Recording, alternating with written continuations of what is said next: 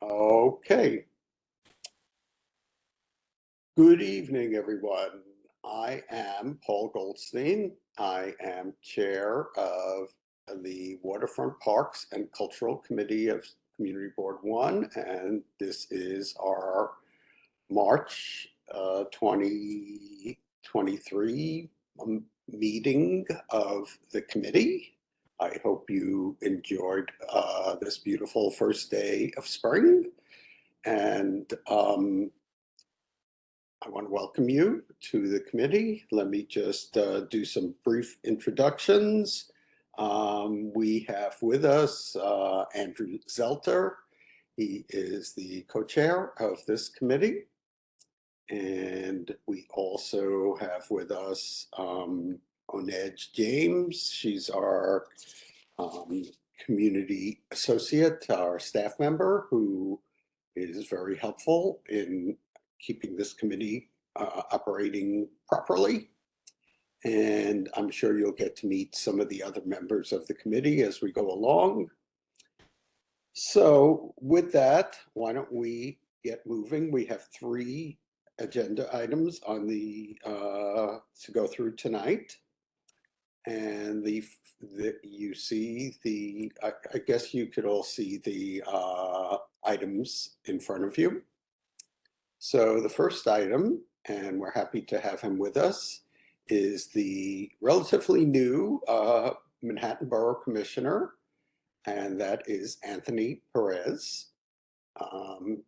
We're happy to have him with us. We're gonna let him introduce himself and tell us about what he's been up to, and I'm sure we'll have some questions for him as well.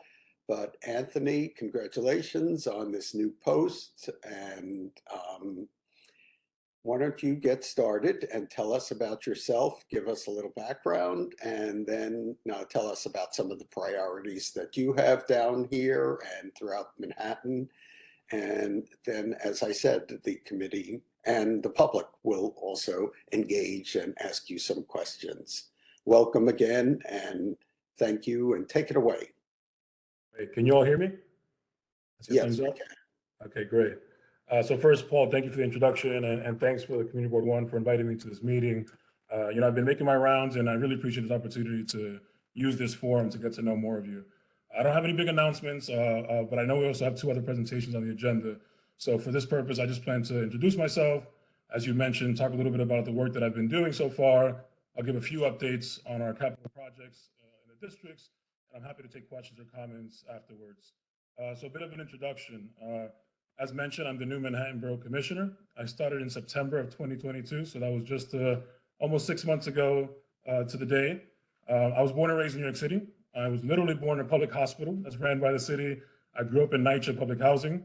I attended public schools my whole life, back when they were still part of BOE, not DOE. My mother was on public benefits. And so in many ways, I always say that the city basically raised me. So that led me to dedicate my career to public service. It's my way of paying back the debt that I owe to the city. So I've come to the Parks Department, back to the Parks Department now after over a decade working in and out of City Hall. My first job out of college was actually with the Parks Department. I was with the Recreation Division, and I was a supervisor with the Summer Mobile Unit. So I basically showed up to the Queens garage every single day, picked up a van, and on that van, I was assigned 4 or 5 parks that I had to hit up that day. And my van had balls and hula hoops and a TV, and it was a party on wheels that all the kids loved, and it was one of the best and most rewarding jobs that I've had so far. Shortly after that, I was accepted into the New York City Urban Fellows Program, which is kind of like Teach for America, but for government. It's trying to get recent college graduates to dedicate careers in government rather than going traditional routes into banking or legal profession as well. So through that program, I was placed at the Mayor's Fund to advance New York City. The focus there is to work on public-private partnerships, working with the private sector and nonprofits and think tanks to work together with government on solutions for our city. So I got my start in the Bloomberg administration, and since then, I've now worked for 3 different mayors and 2 different city council speakers. In between those roles in government, I've worked for a nonprofit, for a political party, for a startup firm. I even worked at a homeless shelter. So I've got a little bit of a wider array of experience in my short time so far. In these 6 months in this role, I've been getting around the borough, as I mentioned. I've been meeting with all of our elected officials, our community groups, our parks friend groups, our conservancies, the athletic leagues, the agency partners, you name it. Particularly in this district, I've been meeting a lot with our local groups about our beloved parks. I did a long walkthrough with and several follow-up meetings with Skip and the Friends of City Hall Park to address conditions at the park. We worked with DOT to fix a lot of the lighting issues at the park. We're working with staff on the masonry and the paths, and working with PEP on enforcement, off-leash dogs, and the speeding cyclists around City Hall Park. I've also been working with April and the City Hall Park Conservancy, working on ways to activate our public spaces inside the park, as well as programming, working with volunteers, and gathering financial support for other needs in the park itself. I've met with Jessica and Taina at Downtown Alliance. They do a fantastic job of helping us maintain our parks in this area. We discussed several issues, particularly around Bowling Green, with some of the trees that need a little pruning. We discussed the upcoming art installation at Elizabeth Berger Plaza, which you'll hear more about today. And work with a lot of other groups. I've been working closely with Wari at the Battery Conservancy. We've been talking about the resiliency projects and the different restrooms that are impacted by all of this work. And I've been working with her to advance this new exciting project that we're working on to build a new public restroom inside the new Playscape area. Most recently, I also did a walkthrough with Erica, Pam, and Megan at the Friends of Washington Market Park. We talked about addressing some of the drainage issues around the paths. I'm looking forward to coming back to meet them again once the flowers have bloomed at their garden. Soon enough, I'll be meeting with Carrie from the Friends of Duane Park. We want to discuss their proposal to restore the historic park to its original footprint by expanding one of the sidewalks on Hudson Street. And then I want to mention capital projects. After the pandemic itself impacted us all, obviously, and particularly on our construction and capital projects. Everything was put on hold, and we've still been working a lot on getting everything back up to speed and up and running. We had a couple projects that were delayed and finally completed soon after, throughout the end of the pandemic, and I just want to make sure we highlight those. In November of 2020, we finished the reconstruction of Delivery Square. In 2021, we finished the reconstruction at Peck Slip. We also, as mentioned, finished recently the work at Elizabeth Berger Plaza, which we're going to talk about today, about installing a public art installation there. Sorry, let me just shut this off. We relocated the Post Art Monument at Battery Park, and most recently also finished one of the playgrounds at Battery Park as well. We got some stuff in the pipeline, it's soon to be completed this July. We hope to be finished with the Vietnam Veterans Plaza reconstruction. I had a call recently with Robert Santos with the Vietnam Veterans Memorial Committee to touch base on the progress there and some of the last minute touches before we're ready to finalize that project. And I'm still, as I mentioned, working very closely with the folks at the Battery Conservancy about their new public restroom project right near the Playscape. But as you can tell, it's been a busy 6 months. There's still much, much more to do. I've had a blast getting to meet everyone so far and diving headfirst into the work. So I'm looking forward to continue working with you here at the community board and the community at large as well on the work ahead. Thank you, and happy to take any questions or comments related to this district. Okay, I see a couple of members have their hands up, so why don't we go with the ones, Andrew Zelter first, Francis, Curtis, Eric Yu, and then Alice Blank in that order. Andrew, you're up first. Thank you, Paul, and thank you for coming in and introducing yourself and speaking with us. Pleasure to meet you. Apologies, I will have a couple of quick questions. I'll try and move through them quickly. Recreational fields fall under your purview? I would imagine they do, but I didn't want to assume anything. Yes, indirectly. I mean, we have our Manhattan Recreation Division, which is part of our same office, and I work very closely with our Chief of Recreation on those issues. Okay, so does that mean yes, or technically there's someone else who's in charge of sort of issues related to the recreational fields, ball fields? There's a separate team that works more closely on this. The Recreation Division doesn't directly fall within the borough office, but we are physically in the same office building, and I work very closely with them. So I may be able to answer your question, and if not, I can follow up to get more details. So I'll either send them to you or I'll reach out separately. I don't want to take up time then if this is more of an indirect issue. Okay. Thank you, though. Okay, Francis?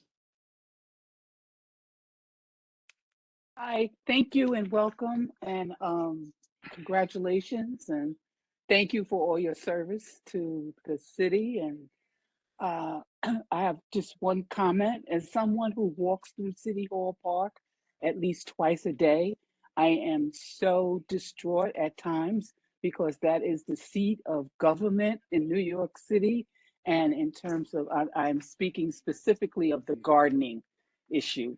At one point, there was nice flowers and things during the seasons, and the upkeep was really good in the fountain. And I finally got the rhythm in terms of when you turn it on and when you turn it off. But I am really concerned with, in terms of traveling to other places in the United States and the world, to see their seat of government, the park area or the area in front of their buildings. Ours is a terrible representation, I think. So I hope that it sounds like you're making a lot of progress in a tremendous amount of parks all over the city, but that's one major park that I would like to see some more gardening attention paid to. Yeah, thank you. I think you're totally right. We can definitely do more in that space. Honestly, the pandemic took a big hit on us in terms of staffing. As you all have heard in the news, we've had vacancies across the board, particularly with our gardeners too. It's one of the hardest things that we have to fill in. We have competing groups as well. It's hard to hire someone to come to a parks department for a certain salary when they might go to a private conservancy. They might go to Hudson River Park Trust or the High Line or Central Park and get paid more dollars to do similar work. And I mentioned we're still trying to figure that out, and a lot of our parks have been impacted by the staffing issues. But at least at City Hall Park, we've been able to reinstitute a permanent garden as dedicated to City Hall Park. He started a couple months ago, so you should hopefully see a difference this spring with the work that he's already been doing. And we continue to hopefully invest in that park. I agree with you. It's our city's headquarters, and we should make sure that it reflects that. So I'll be staying on top of that. Thank you. And it's just one other comment I want to make, that the only thing that seemed really consistent to me was the art installations. It was sort of like clockwork when something else was coming. But as far as all the other amenities around the park, I was a little concerned, but that's it. Thank you. Yeah. No, yeah, that's a great point too. Public art, it's a space where people like to showcase their art. But as part of the same conversation, we have our concerns about how some of that art may have impact on the lawns, particularly as it's installed and being removed. And we want to make sure that that's not impacting at any of the gardening spaces. So we've also had meetings with the Public Art Fund and our own internal parks art team to make sure that those considerations are being taken into play when we're discussing new public art installations at City Hall Park. Okay, I forgot the order that I called you in. Why don't we go with Alice next, and then Rosa, and then Eric. Hi, Anthony. I want to introduce myself. Thank you so much for coming. I'm Alice Blank. I'm Vice Chair of Community Board 1 and the Chair of the Environmental Protection Committee, and we're really interested in looking at a lot of potential places for greening, green infrastructure, and particularly with our green streets. Specifically, there has been a green streets space that's been designated by the DOT and DPR for sort of, I think, almost 10 years at this point, called Barnett Newman Triangle. This is located at White Street between Church. I see Bruce Ehrman enthusiastically applauding over there. Between Church and 6th Avenue at the triangle that's formed there. It is a critically important space. It lays fallow now for 10 years. And though the developer had gotten an extra story on the building that's across from it on 1 Franklin, it did not happen that he was going to be supportive. There are people in the neighborhood who are coming forward, and as recently as last week, thanks to Parker Davidson, who have trees and plants and want to see something happening in this park. We need your help desperately. We cannot seem to all get on the same page, particularly DEP at this point. You know, the green infrastructure aspect of that spot could really be a huge boon. It's a very large space. So I'm wondering if we could get a commitment from you to do a walkthrough with some folks from your department, from DOT, and from DEP, and just kind of nail it, you know, like what needs to be done and how do we get it done? It's an incredible resource, and it just sits there for 10 years with nothing. So can we, I don't know, I'm making an ask here on behalf of the community board. Yeah, Alice, thank you for bringing that up. I would love to learn more about it, and you have my commitment. I'd love to walk with you and check out the space and bring some of our agency partners to figure out what's going on, how do we untangle this, and how do we move forward. That's really great news. I'd I be happy to do cannot that. thank you enough. Thank you. Okay, Rosa, you're up. Thank you so much. Thank you, Paul. Hi, Anthony. So nice to meet you. My name is Rosa Chang, and I guess I would be considered a parkie now. And Carrie Parker Davidson, who's also here, is also a parkie. I think all of us actually on here are probably parkies. And I just wanted to advocate, frankly, for funding, which I know that you probably don't control. But if you could take that message, please, back.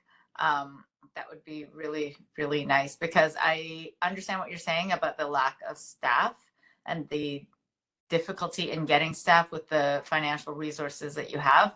But I think that parks and our open spaces, we have realized, especially during COVID, are essential civic infrastructure, and we need access to safe, clean, well-lit, well-maintained spaces for us to all congregate outdoors. And that would involve actually having staff that is able to take care of these spaces. And so I would advocate strongly that we fund our parks sufficiently, whether it be with sanitation, gardening, planting, but also people monitoring the parks and the playgrounds. People are essential, workers are essential to making these spaces welcoming and safe spaces for everyone. And so that is what I would say. And then I'm going to also advocate strongly on behalf of our neighborhood parks, which include Finn Square and Duane Park and Seward Park and Peckslip Park and the Battery. And if I forgot a park, then I'm sorry, but all of our parks down here that I know that you put a lot of effort into maintaining and taking care of. But I think they need more help. And also Elizabeth Berger Plaza, which I don't know if that is under you or DOT. I don't know quite how that all works. I'm actually working on what I consider a park project myself, but it will be, under DOT. So we won't be taking anything from your budget, just so you know. I think that's about it for me, but thank you. Welcome. Thank you for coming here and speaking with us. We love our parks, and so we hope that you are able to help get them the funding that they need and deserve to stay wonderful, welcoming spaces. Thank you, Rosa, and I 110,000% agree. We definitely would love a bigger budget. The mayor has made a commitment to continue getting us towards that 1% of the overall budget to be dedicated towards parks. In this most recent budget, the fiscal year that we're in now, we did have a significant increase in funding, and it was helpful, but it's still not up to the 1%. And our mayor has made a commitment to get towards that. Tomorrow actually is the city council hearing for the preliminary budget, where they're discussing parks funding. So I urge anyone here who's interested in testifying to sign up to do so at the council and make your voice heard about your thoughts on increasing the parks budget and those budget negotiations for the next fiscal year. And yeah, I fully agree with that. Let's do it. And also for the question about Elizabeth Berger, yes, that is a parks property, but we work closely with the Downtown Alliance to actually maintain it as a bid. Thank you. Tomorrow's my husband's birthday, so I can't go. I have birthday duties, but I will send in a written testimony. And I urge everybody else to go or send in written testimony. Thank you. Can I just comment on some of these properties that I guess are not necessarily entirely parks, entirely DOT, entirely, you know, they fall within different agencies, which makes it, you know, even more complicated. I mean, maybe like the East River Esplanade is within that kind of category. So how do the agencies figure out who's responsible? Is there a deputy mayor that sort of works with various agencies to try to come up with a plan? And could you answer that? It's a lot of it's based on historical context. You know, particularly your district out of all districts is the most historic. It's where the city started. So a lot of these that are squares were really created as part of the original map of New York City, and those were done by the Board of Aldermen at that point and considered parks. So like Bowling Green, for example, is a park as part of our original documentation of the city. Some other spaces were likely wider roads that were then turned into green streets, and that's where you have conversations with DOT. And some spaces over time were kind of given jurisdiction to parks. Like for DEP, for example, we have several DEP shaft sites across the borough where there's still infrastructure for DEP under it, and there's very strict limitations as to what can go above it.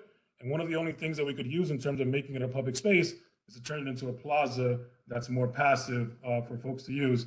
So there's a different story for every property, and in every case we have to go and check what does the record say, and we'll have to see whether it was deemed a park in 1877 or it was converted from a DEP site in 1957. And it happens all the time where I have to go back and look at the history and see what's the reason for the complexity for every project. As mentioned about the Green Street, as mentioned earlier, I'll have to do some research to see where the jurisdiction lies and why it is as such. But every case is a different story. A lot of historians. Okay. Let's go with Eric to be followed by Bruce. Yes, hi. Thank you for joining us. I just want to reemphasize, everyone feels this way, that parks are important to us, especially since we live in an urban environment. They need to be safe and clean, you know, especially now with crime, you know, a little higher than it typically was. My question is for Deluri Square. I found out from someone through a neighbor that the fountain will not be working, and there's no date as to when it will be replaced. Currently, it's a little bit of a cesspool because water accumulates and there's leaves and some litter. And I just want to make sure that it hopefully will be ready for this season. You know, as spring approaches. You know, it's an oasis for many of us here, and especially for tourists. So I just hopefully that can be repaired soon and not TBD. Do you know anything of that? I know I checked in with my staff today about the status of it, and I know that right now it's the last update was that it wasn't fully restored just yet. But I will double check, and I want to do whatever we can do to make sure that it is up and running if we can. You know, sometimes it's this little piece called an RPZ that helps with the water irrigation getting into the fountain, and that little piece is expensive and always on back order. So it might be something as simple as that, or it might be something with the pipes underneath that need to kind of under the ground through a capital project to really access it. So I'll double check to see what exactly is the issue, and I'll be happy to get right back to you, Eric. Okay. My second question, it'll be brief, is with the East River Esplanade. It gets kind of dirty there because it's shielded from natural rain, and then the air, you know, a lot of dust and food stains and other organic substances get there. Is that under the Parks Department to give it a power wash or flood it, you know, with a hose every once in a while? Yeah, most of the areas in the East River Esplanade are part of Parks jurisdiction. We work closely with EDC and DDC on a lot of the reconstruction projects, but they're still ultimately under the jurisdiction of Parks. Okay, thank you. Bruce Erman.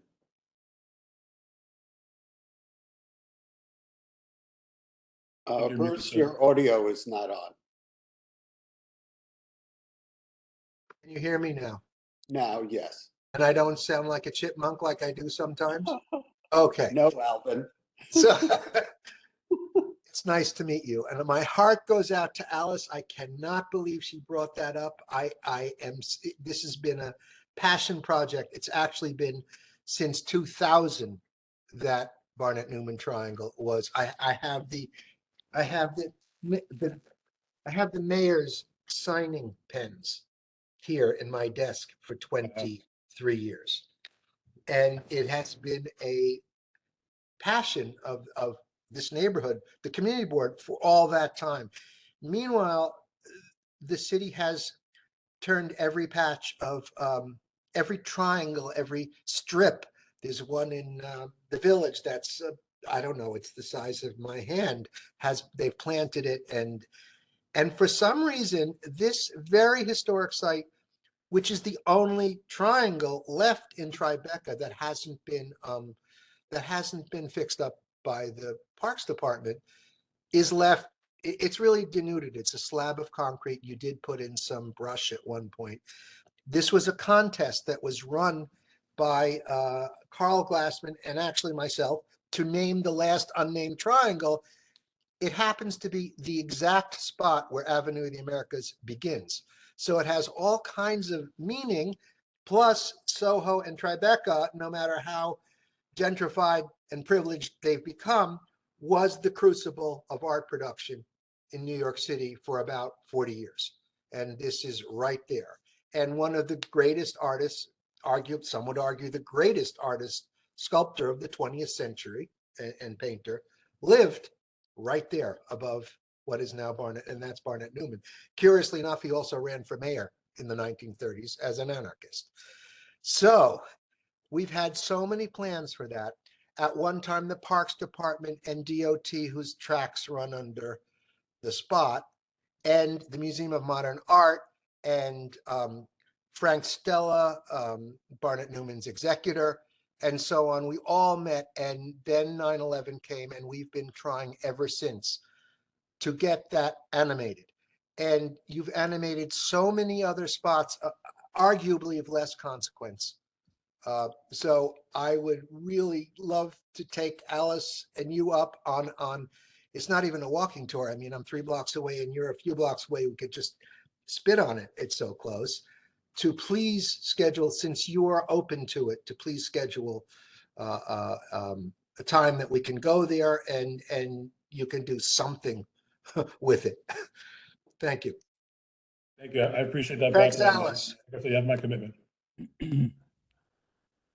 Okay, we have 3 more committee members, and Caroline, I know you're patiently waiting to also speak. You're going to go after these last 3 committee members.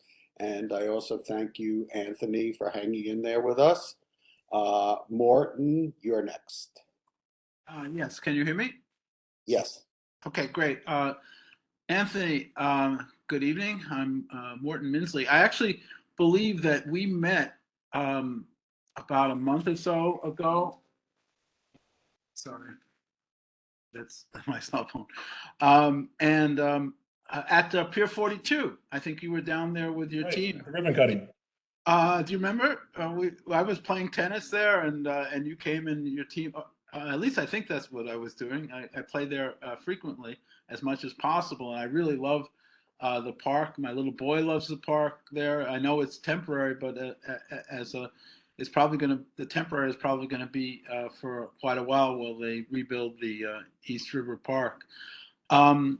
It's a great park, but I just want to bring one thing to your attention, and I recognize your you mentioned about you have trouble with the cuttings of the budget for staff, and a few weeks ago I was there with a friend of mine, and we're early people, we're early risers, and we got there at 7 o'clock, and now the park is locked before 7. And there were some other people, early risers, who were waiting to play tennis too. And some people like me, we like to get there early because it gets fairly busy. And then now with the warmer weather coming, it's going to be even busier. So there was a delay on that day. I don't know if this has been a problem, a repeated problem. There was a delay on that day in opening up the gate to get into the park. And people were waiting and they weren't able to go and they got frustrated and they left. My partner and I were very patient, and we waited. And I think they finally opened the park sometime after 8, like 8:15 or so, and we got to enjoy the park. So I don't know if this is a problem because of staffing. Probably because of staffing. I know there are a lot of parks that you have to open up in the morning, but now that it's closed. It's something to be mindful of because it's really the only place on the east side downtown. There's also the courts on the Hudson River Park, but people go there and they wait for hours and hours in the warm weather to play over there. So the only two places in the New York City park system to play downtown. In fact, the only two places to play tennis at all downtown. There are no private courts downtown. Are the Pier 42 and the Hudson River Park. And among people who like to play tennis, that's a real amenity in Lower Manhattan. So if they can be open at the designated time, that would be great. But we appreciate the fact that they're there. That's the main thing. People who play just say this is a great addition to downtown Manhattan. So thanks. Great. I'm happy to hear that. And thanks for flagging that issue. Hopefully it was an isolated incident. I'll check with the staff to see what happened on that day, or if it's a reoccurring issue. It was likely that someone was late that day, but you never know. But we'll double check, and it might be related to larger staffing, but do everything we can to make sure our parks open on time. And the hard part is making sure that they're locked at night, especially our waterfront parks, because people will go there at night and have their own little parties and do their own illicit activity. So locking it is one thing, and make sure it's open on the right time is something that we'll be on top of. Thank you very much. I appreciate all the efforts, though. Thank you. Okay, Carrie, you're up. Well, it's nice to see you, and I look forward to our follow-up on Duane Park. And I'm happy to go with you, walk you right over to Barnett Newman Square to meet Alice and Bruce and the team that she'll put together. But that brings up sort of the idea of friends groups, and you had mentioned your work on public-private partnerships, and I just wanted to know sort of where your thinking is and how friends groups can help you, and how do we keep that process robust and engaged and moving forward? I think the friends groups are the best part of our park ecosystem. I think we need dedicated community groups who take care of their space and take initiative and agency over programming in it and creating activities. We work very closely, similar with recreation. We have our Partnership for Parks team. They're a separate division and separate team, part of the City Parks Foundation, but we all work on literally the same floor of the same building. So I just walk over to them whenever I have a question about a friends group or an activity. So they coordinate all the It's My Park days and work with any like structural or meeting issues with the different groups. But I like to work with them closely as well, because that's the best source for us in terms of information, in terms of what folks are seeing, what issues are coming up, particularly as it relates to when it comes to capital projects. Every single year I go to each council member to discuss capital investments in the districts. And the friends groups are some of our best resources, figuring out what actually is not being used or underutilized, what could use an improvement. And more so than ever, they give us the background. When I meet with, like, for example, the Friends of City Hall Park, I get the full background of the 1999 renovation under George Villanicus and Mayor Bloomberg, and the issues with the bluestone pavement and the fountain and the gas-powered lights. It's a great resource and institutional knowledge for us to have. But again, it's one thing for us to be able to do as much as we can as an agency, but there's only so much we can do. We need to work hand in hand with the local community, and those friends groups become those vehicles to not only engage local residents, but to get more volunteers to come in and invest in our parks. So I think they're a vital partner in this space, and I plan to work very closely with each friends group and help create more friends groups across our parks that don't have them. Yeah, I think that's important. There's Partnership for Parks has great programming, and it gets people into parks. Setting up friends groups takes a different kind of skill set. And there's, anyway, that's what's great about this community board and this group of parkies that you have in this district, is we're very good at sharing across park groups. So I would just encourage you to, come back often to reach out to this particular community board of parkies. I think you'll find it a very supportive and an interesting group of people. So welcome, and I look forward to our meeting about Duane Park and Barnett Newman. Sure. And yeah, I agree. Every park is different and every friends group is different. Some friend groups dedicate themselves more to volunteer activities on weekends. Some friends groups do more fundraising. Some friends groups want to work on policy or issues around the park as it relates to dogs and e-bikes and whatever else. Every Right, group or is different, but I take all the help. I take it all. And some of us want to replace asphalt with planting spaces for Just a resiliency, few. which is becoming more and more important. So anyway, more on that. I don't want to monopolize. I know that other people are waiting. Thank you so much. Thank you. Okay, Joe Lerner. Yeah, I want to talk about the East River Esplanade, particularly near where the waiver tree and the entrance to the Esplanade there. The tiles are in horrific order. They need to be placed as soon as possible.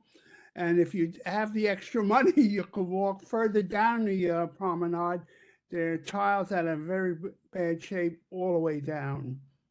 And as to my friend Bruce, we can discuss Newman's place in the art world some night, and we'll see what's what. Thank you, Joseph. And you're totally right. And I've been seeing that all across the Esplanade, up until Harlem and the 115s. Those little hexagonal squares, blocks keep popping out. And wherever we can, we fill them in. And it's not always, we don't always have the replacement, so it looks nice and neat. And even then, it stands out because it might be a different color. And we're having a lot of issues with sinkholes across the Esplanade. Thankfully, not as much on the lower end, but it's an ongoing issue and something that we're trying to redo completely in patches with the support of our elected officials and federal support to refix them. I might add that it's not only the people who live in the neighborhood, but tons of tourists go by and they say, oh, that's only New York. And that's not what I like to hear. No, you're right. And that's part of it too. It's the heavy usage. It's close to water. A lot of it is under unstable ground in some parts of the Esplanade, and all those different factors play into it. There's some of it is over DEP egress pipage that also creates more issues and flooding and puddling. There's a lot of issues with our Esplanade, but we're aware of them and trying to fix them and address them. Is it on your agenda, the East River Promenade? I mean, you talk about, you've been here, there, and everywhere. Is it on your agenda? Yeah, very much so. As I mentioned, we're now we finished phase 1 of the East River Esplanade work. We're in the middle of phase 2. We're in discussions for phase 3, and there's money dedicated for phase 4. Each section of Esplanade, down from the bottom to the top, is broken up into sections, and we're investing hundreds of millions of dollars to redo not only just the appearance of it up top, but the structural work below it. Okay, I hope I live long enough to see it. You'll be seeing some of the phases being completion soon enough. Okay. Okay, so I'm going to give Caroline Miller an opportunity to be heard because she's been waiting. Caroline, are you still with us? I am. I'm here, and thank you, Commissioner Perez, for coming. You mentioned working with Friends of groups, and we wanted to let you know that there's a new Friends of Peckslip Park group. We've just formed since last fall. You also mentioned the renovation. I mean, we feel that the renovation of the park has been very successful, in large part. The open plaza is very well used and the neighborhood likes it, but the planted areas of the park have really become a sore point. They were very poorly landscaped in the beginning with plants that were much too fragile. And we understand the budget problems and the staff shortages. There was no maintenance for the first couple of years, so things just died.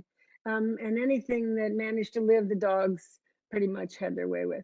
So a lot of it is really just, it's just hard packed dirt now. So we had a very good meeting with the Parks Department last fall, We met with Renee Cuenca and Jamal Patterson. I don't know how many of the gardeners you know, but our gardener, brand new gardener for the East River area, Nate Uri, was there. And we have just made contact again to talk about a pilot project for this spring.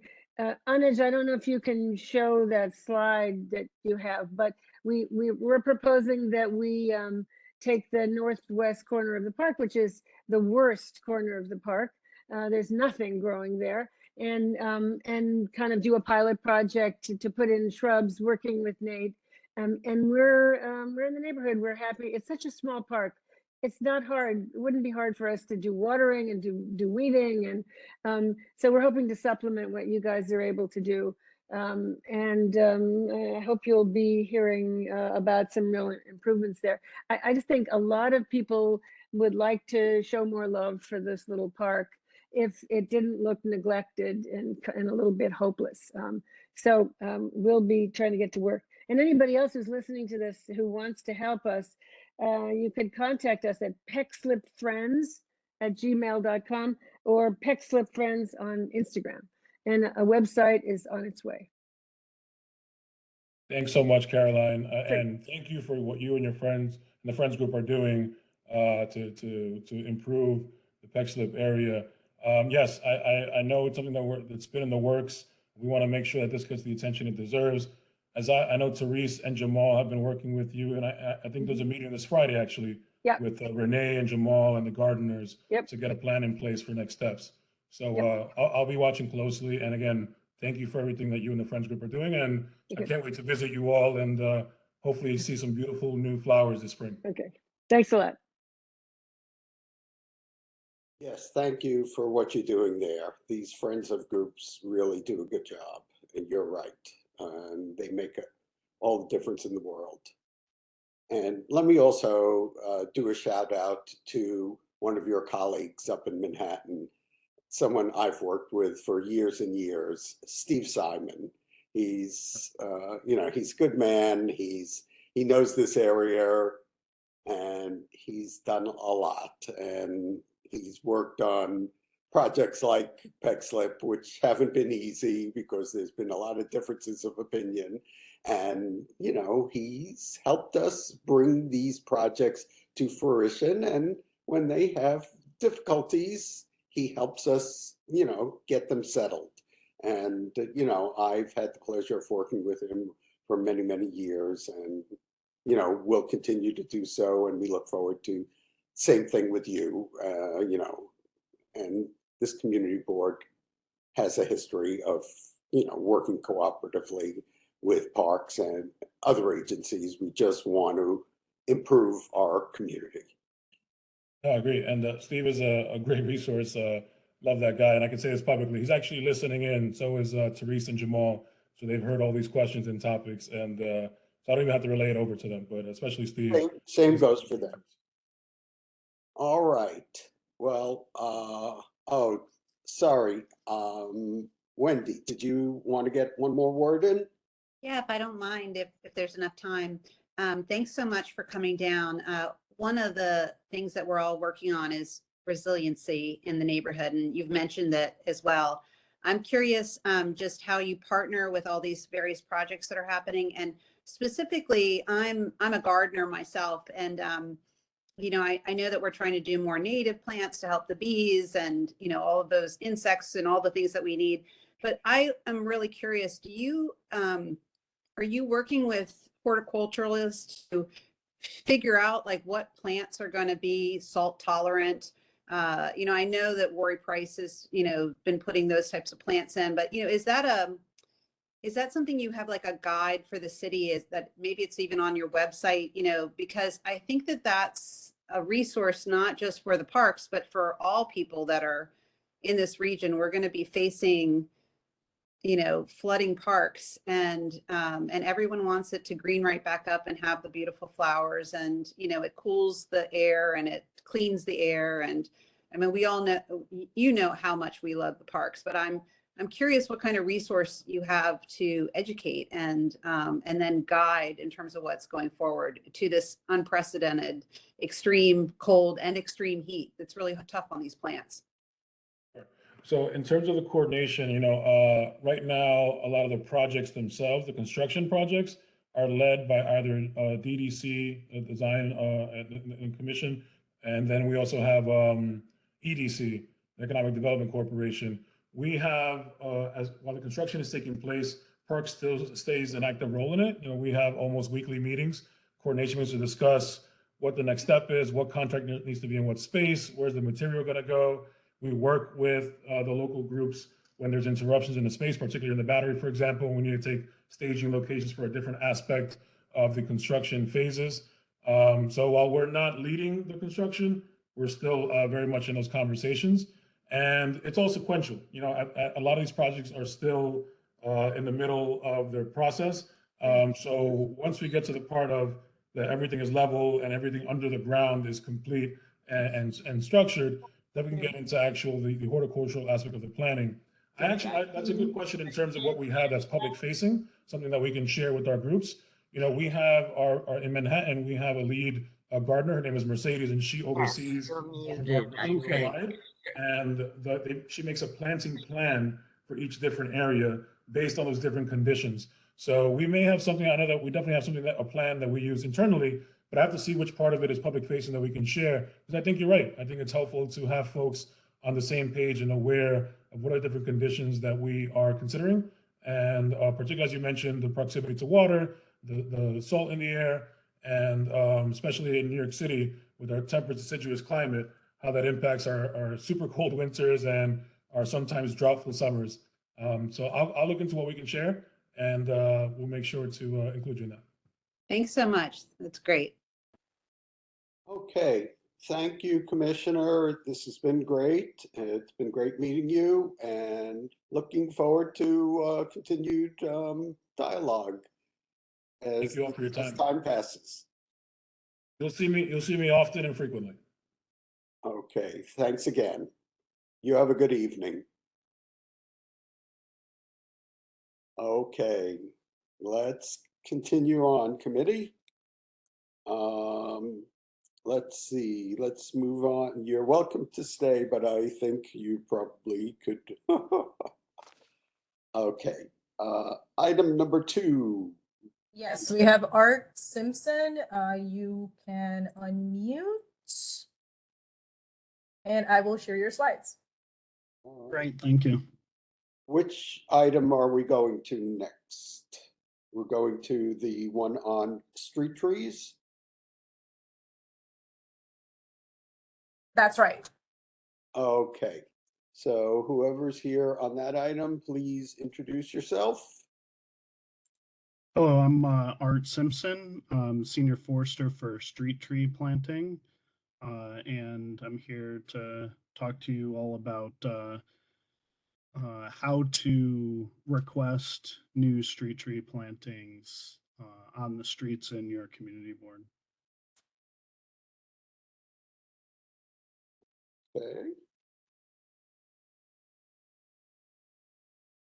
So just to kind of go over like our mission statement for the street tree planting team, our goal is to enhance the quality of life of New Yorkers and connect them to the environment by planting, maintaining, and protecting street trees throughout the 5 boroughs.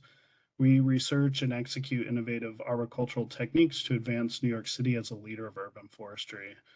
We're a relatively small group of arborists, foresters, horticulturalists, designers, ecologists, and project managers.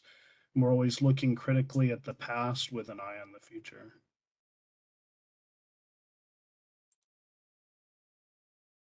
The best sort of way to request a new street tree is to call 311, but you can also go online to our website at www.nycgovparks.org. And then after, I'm going to kind of go into the process if you want to go onto the website, and then I'll go into what to look for when you're out there to request a new tree. Like what are our planting guidelines and what are our planting standards. So this is what it looks like when you go to our website and then you click on trees. And then from there, you can say request a new tree. And then it'll come up to this page of street tree planting. And then that green section down the lower area says request a free tree. So you would click on that. And then this is what would pop up. So you have to at least put in an address. We're not looking for a general area or intersections. You actually need a physical address or a park you would put in here. And then any other additional information that you want to give. So if a description of that, if you want to put in your name or your email or your phone number, and then if you do put that in, then it'll automatically contact you and provide updates for your request. It's a very simple sort of process. So what we're trying to do is plant the right tree in the right place. I'm sure everybody has seen trees that are out there that aren't in the right place, larger trees where it should be smaller trees or vice versa. And that's probably what's most misunderstood is available space. And so before we plant a new tree, we're not looking at what it's going to look like when the tree is planted. We're considering what the tree will look like once that tree nears maturity. We're looking at how tall that tree will become, how wide it'll spread, and how much root space that it needs. Some of the things that we look for are trees that are already successful in the space. And when we're there, we consider making the tree pit larger. And we have moved away from installing granite block around trees because that eliminates rooting space for the tree.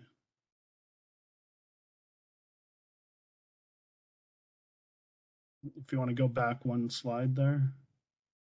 These are our planting guidelines. This is also available on the website.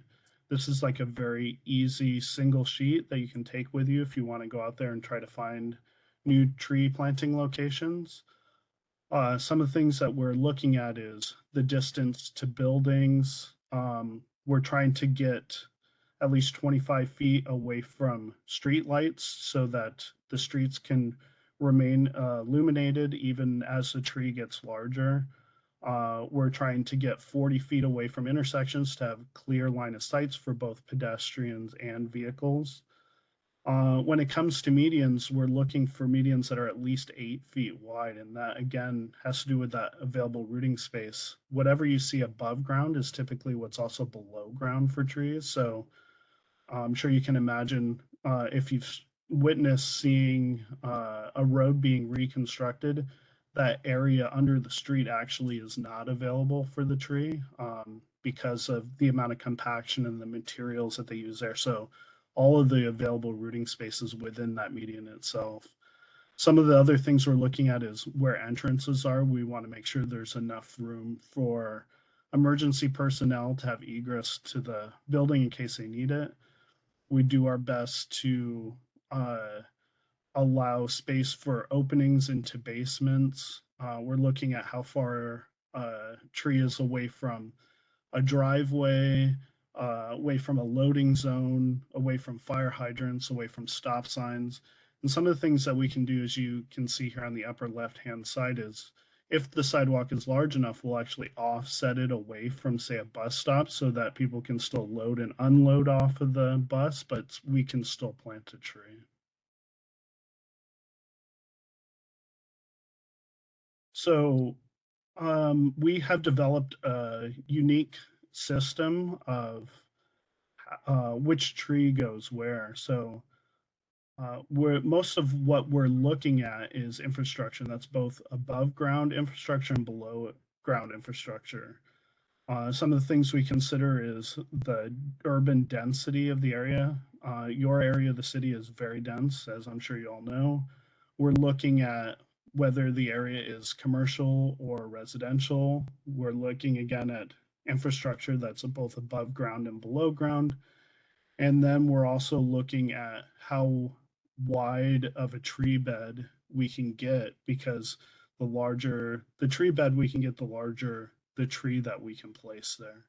And vice versa, if it is a smaller area that we can create a tree bed for, then we would plant a smaller tree there.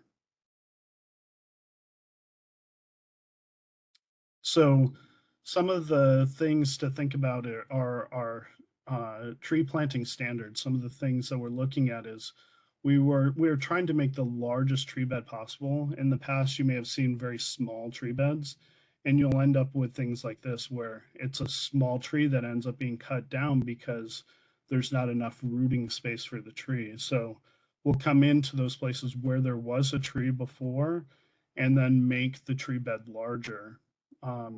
We're now looking at only spaces that have a minimum tree bed size of 24 square feet. So we may have been able to plant in smaller tree beds in the past, but we're no longer doing that. And then we're also moving away from putting in Belgian blocks and moving away from putting in metal grates, because again, these are detrimental to the tree. And instead now we're starting to install what are called tree guards, which are metal wrought iron metal fences that go around the tree beds.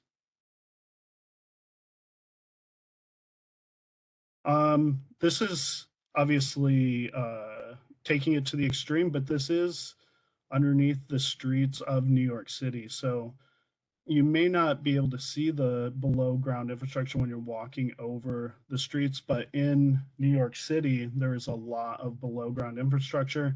And that's one of the major considerations we have when we plant new trees. So this is what it looks like on the surface. So you'll see these paint marks on the ground.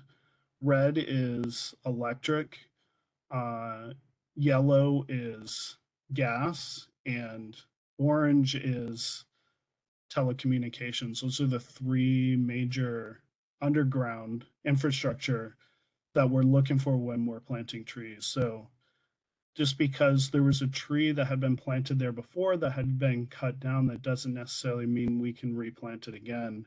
When we went out to try to replant this tree, there was an electric line that had been installed directly under the tree, making it not possible to plant a new tree there again. So this is our rubric for tree planting and our decision-making process. So if there is a planting location that we've identified where we could potentially plant a tree, there are essentially like three outcomes that could come from that. So the first is existing tree bed without visible obstruction. The second one is just a new tree bed where we can plant a tree, and a third one, large stump or with an extensive visible root system. Unfortunately, those large stumps with extensive visible root systems, we can't excavate, but we can pass those on to another division within the department. And then once that has been removed, then we can come back to plant the tree. But if it's without visible obstruction, then we check to see if we can excavate by hand, or if we can do it with large machinery. And if there is, many times there's utilities nearby, and we'll have Con Ed monitor it with us. If the utilities are encountered, we ask, can it still be planted? If yes, then we plant the tree. If not, then we'll again consult with Con Edison to see if the utilities can be moved. If they can, then we'll again plant a tree, and if not, then we'll restore that tree bed, which essentially means putting concrete back over that tree bed.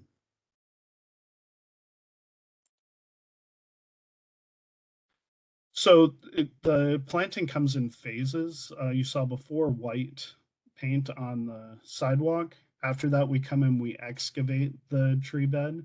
And what we're doing is we're removing that older material underneath the ground and replanting with fresh topsoil as a planting medium for the tree.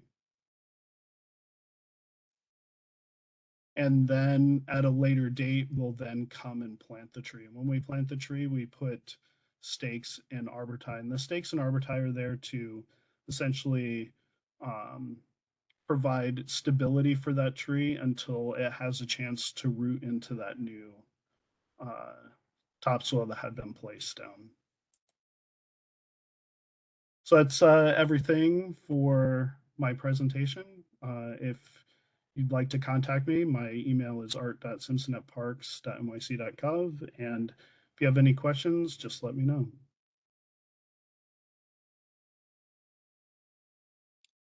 Thank you. I see there are some questions. Okay, so let's go down the list. Alice? Thanks. Two or even three questions.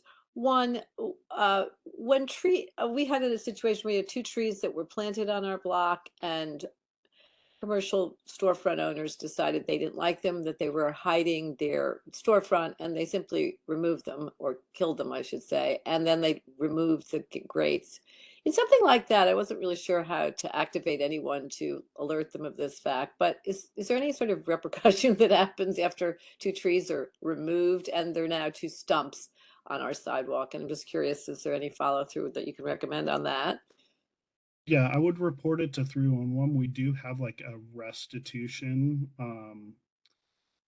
division within the Parks Department, and they go out there and they investigate the site. And if it was, we call it arboricide when someone deliberately kills a living tree, and there are fines. And if it was deemed so, then there's also jail time associated with it as well.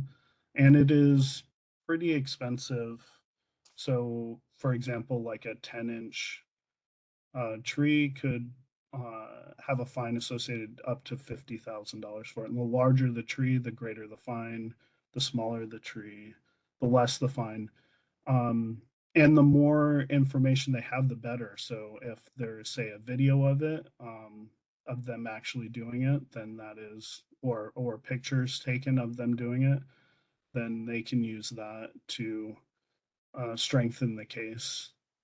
Right. Well, assuming, well, just is there any way to get the trees back, or is once they're down, that's you lost out? No, if the tree was planted in the last 2 years, there's actually a 2-year guarantee process on it. So the trees will automatically be replanted on by the contractor who planted the tree. And if not, all you have to do is, again, make that request. You can do it through the website or by calling 311 and making a request, and then we'll come out and replant the tree. All right. And one other question, in particular, it was mentioned earlier, Finn Square, another one of our green streets. I don't know if you're familiar with it, but it is a very beautiful, potentially very beautiful square triangle that has a number of locust trees in it that, to me, I don't know anything about trees, but they look fine, but their roots are clearly been compromised, and so that the whole sidewalk is completely uneven. And we've been calling as a board again for many, many years to have this particular park fixed. Is there, so the trees are now embedded under concrete. Is there some way that, is this your department that handles this, and how do we move forward on getting those trees and that sidewalk restored? And so that's actually not my department, and I don't obviously don't like saying that. Well, it is my department, but not my division. We break up. I work for the capital division, and then we have expense funded personnel, and that's under Manhattan Borough Forestry. But again, the process for requesting that sort of work is the same. You can do it through the website, or you can do it through 311. Okay, thank you. Okay, Eric, you're next. Yeah, hi. Thank you for coming out. I found this very informative, especially all the guidelines that your division has before they would plant a tree, especially the minimum square footage. I've seen them years ago plant trees, like 3 feet by 5, and then the tree ends up dying in a few years. So my question is, after the tree is planted, is there any care that's done by the Parks Department to to add some soil amendments, from people just walking on the soil, walking on the tree bed, and, dog urination and feces, because or especially like when we had that mini drought last summer, um, that it probably wouldn't affect the mature trees, but a lot of the younger ones it would have. But to offer some maintenance or care, uh, yeah, that's what I really am asking, and I suspect it's probably not your division, but I think that's more important, to take care of the trees we have, and not. I'd rather maintain the trees we have, because it's so sad to see them plant a tree and in 5 years it dies. So any information you have on that, I'd be welcome to hear. Yeah, absolutely. So for a new tree, for the first 2 years, it's managed and maintained by the contractor who plants the tree. So they're supposed to come and water the tree every so often. They're supposed to put down new mulch, supposed to clean up, take out weeds, take out trash. And then after that 2 years, then it's done by the borough office. And that work by the borough office is essentially done through, it's like a request based system. So again, like calling 311 or making that request through the website. And then they have what are called SLAs, which are service level agreements. So depending on what the request is, will depend on the timeline in which they're required to respond and fix that situation. We also have what's called the Young Street Tree Pruning Program, where we hire and send around seasonal gardeners to go and maintain trees that are in that in between stage. So the borough typically picks up at about year 10 on a tree, but we do recognize that there is that in between area, that 2 to 5 years, and that's where that's been identified, and as of a few years ago, and they've been going around and maintaining those trees in that in between stage. Okay, thank you. Richard. Yes, thanks. As you can see, we love our trees here. You mentioned tree guards. What role does your department have, or the city have, in installing tree guards?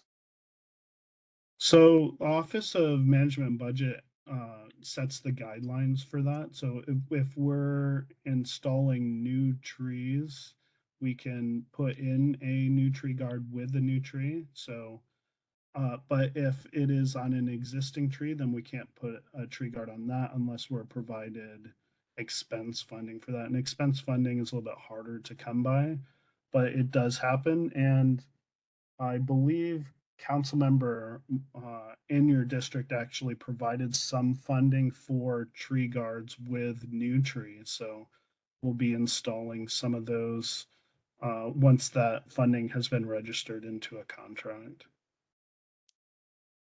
So new trees would you would you do that automatically, or is that has to be on request? How does that work?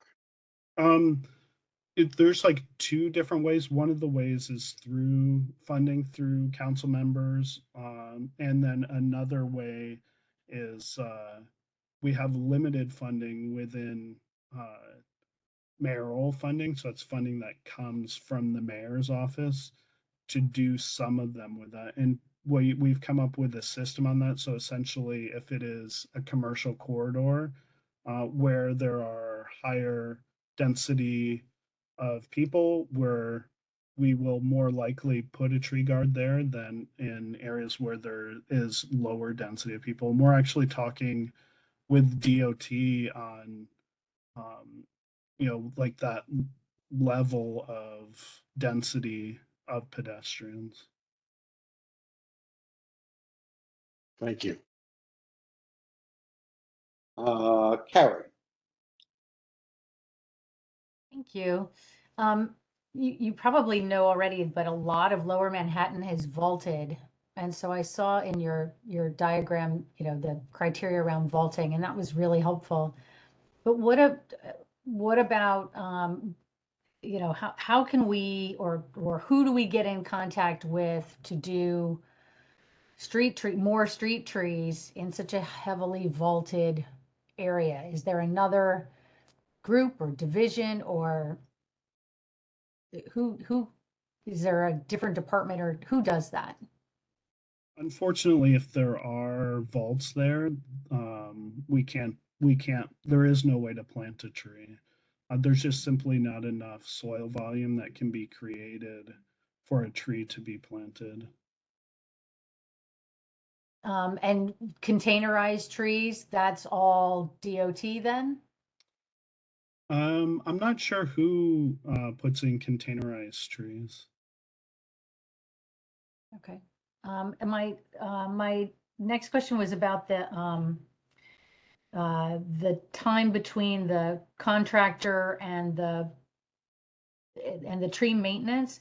There used to be a program called Citizen Tree Pruner. Is that the same group you're talking about that does the tree maintenance early on? No, that's a separate thing. So I believe it's City Parks Foundation that has that citizen pruner course that you can go through where you can get a certificate to allow you to prune city trees. But the Young Street Tree Pruning Program is a separate thing that is with gardeners who are employed by the Parks Department.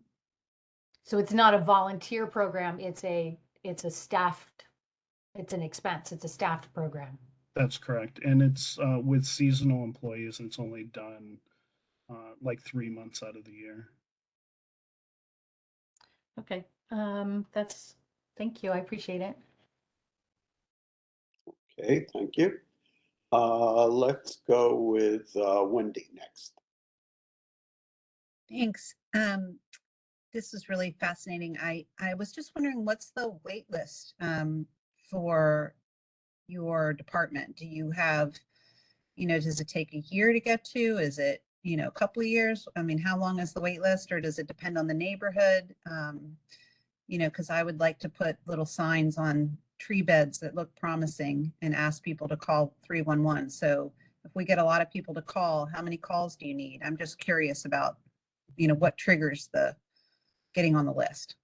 Yeah, so as soon as you call 311 or go on the website, and you can do it anywhere. It doesn't have to necessarily be where you live or where you work. Anywhere you notice where you think a tree can be planted, you can make that request.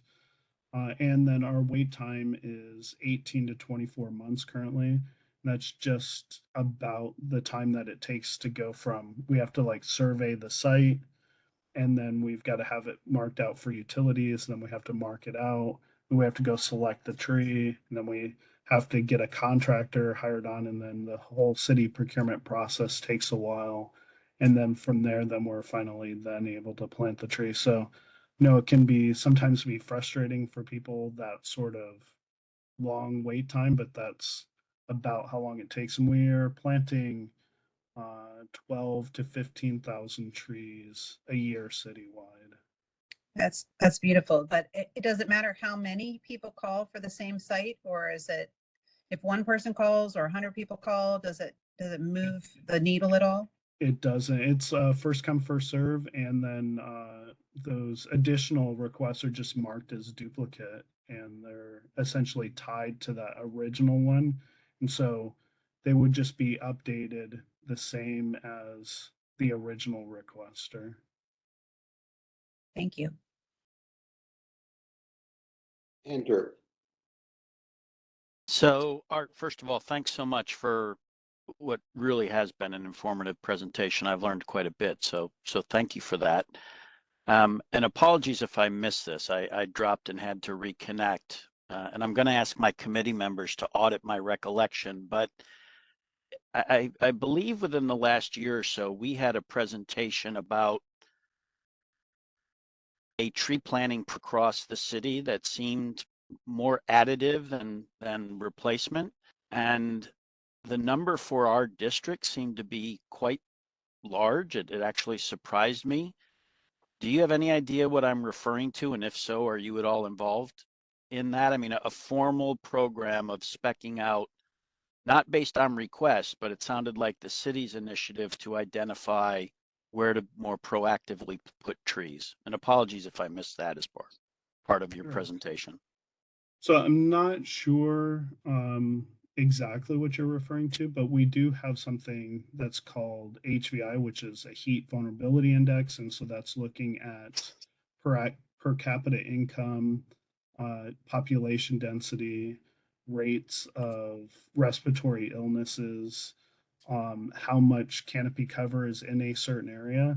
And so we identify those areas and go in and try to plant as many trees within that area. Community Board 1 doesn't have any of those like high HVI, what we call quintiles, but there is a different sort of funding for trees as well. So that's whenever a new building goes up, they're required to have a certain number of trees. Whenever a tree is cut down for a project, then that they're required to replace those trees. So a lot of that is private funding that comes into our program because they choose to pay to have us plant the trees instead of replanting those trees themselves. And so um, there's obviously a lot of projects going on in Community Board 1, and so there's a lot of funding that's coming in from that. And so we do plant quite a few trees every year in Community Board 1 using that private funding. Got it. If I may, Thank you. Andrew, I think you're referring to the borough president's Million Trees initiative that was presented, I believe, by the Manhattan borough president to us. That might have been it. So on that point, is there coordination, Art, between that program and your department? That's a proposed program, so it isn't something that has been created or funded as of yet. Got it. If it were to be funded, again, is that something your group would likely be involved with? Yeah, as long as it is capital funding that comes in, then yes, it would be our group. Got it. Rosa, thanks for clarifying. And Art, just repeat, how long is the wait for an approved tree, roughly? 18 to 24 months. Thank you. And the reason for that range has more to do with the contract procurement process. So that there's like ranges of times in order for us to get a contract bid and then get the contractor out there and get them active. Okay, thank you. Rosa, I think you're up.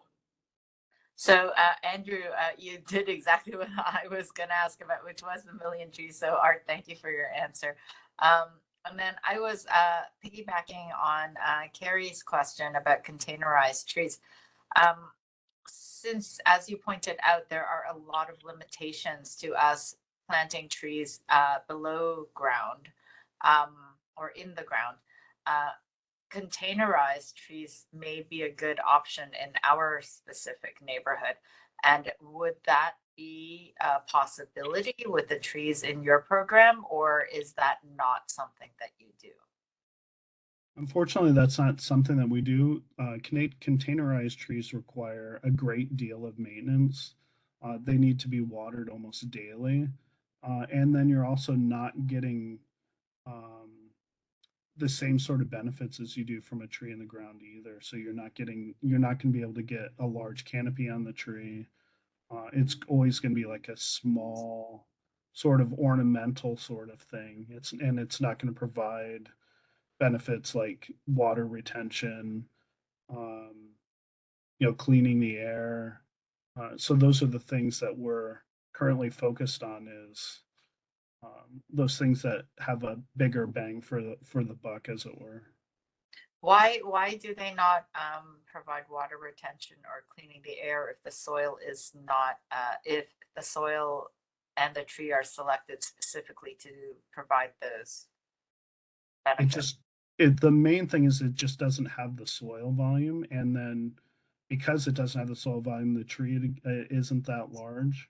And then to intercept a lot of the water, it needs to be at ground level as well. So, the only sort of water that you're intercepting is the water that is while it's raining, not collecting, if you understand what I mean.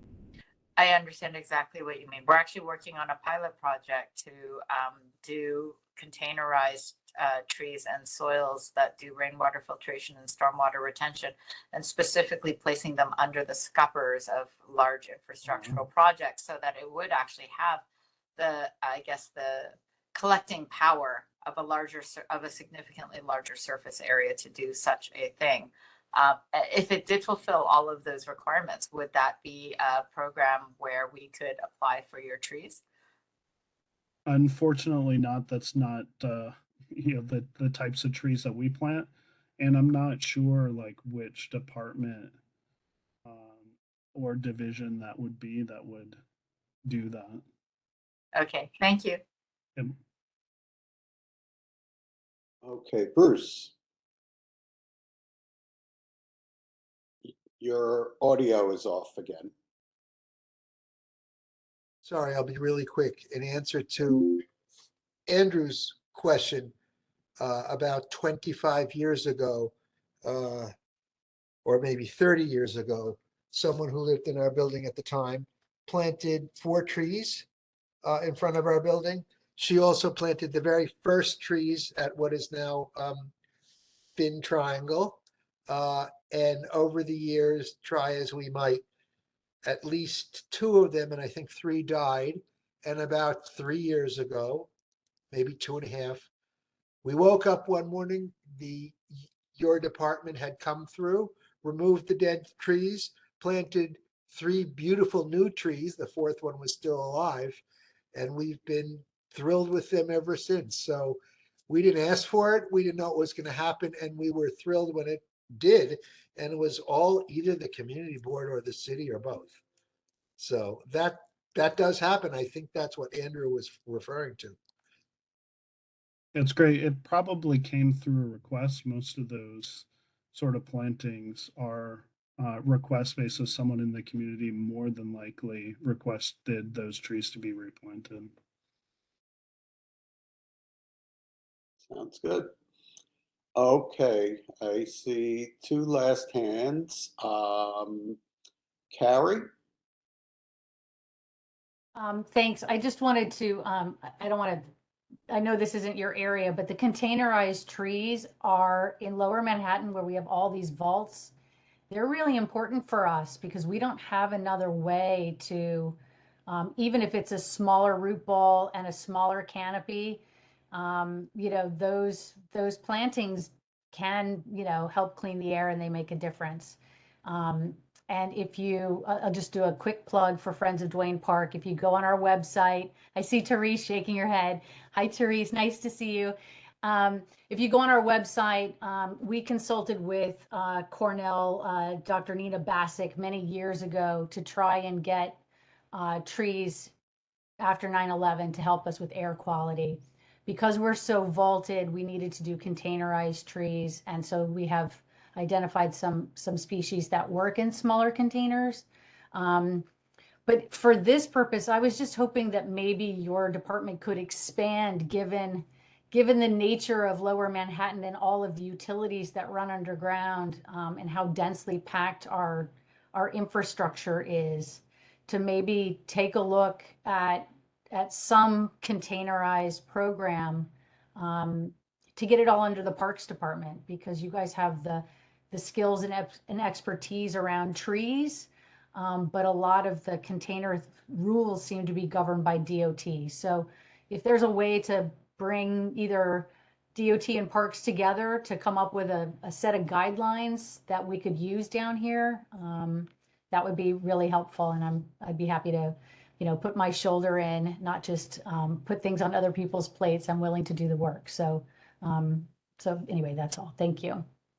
Sure. Yeah, I would say just advocate with the city council on those sort of things that you're passionate about. For sure, they're the ones that provide the funding, create the departments, create the division. So that's certainly where I would focus energy.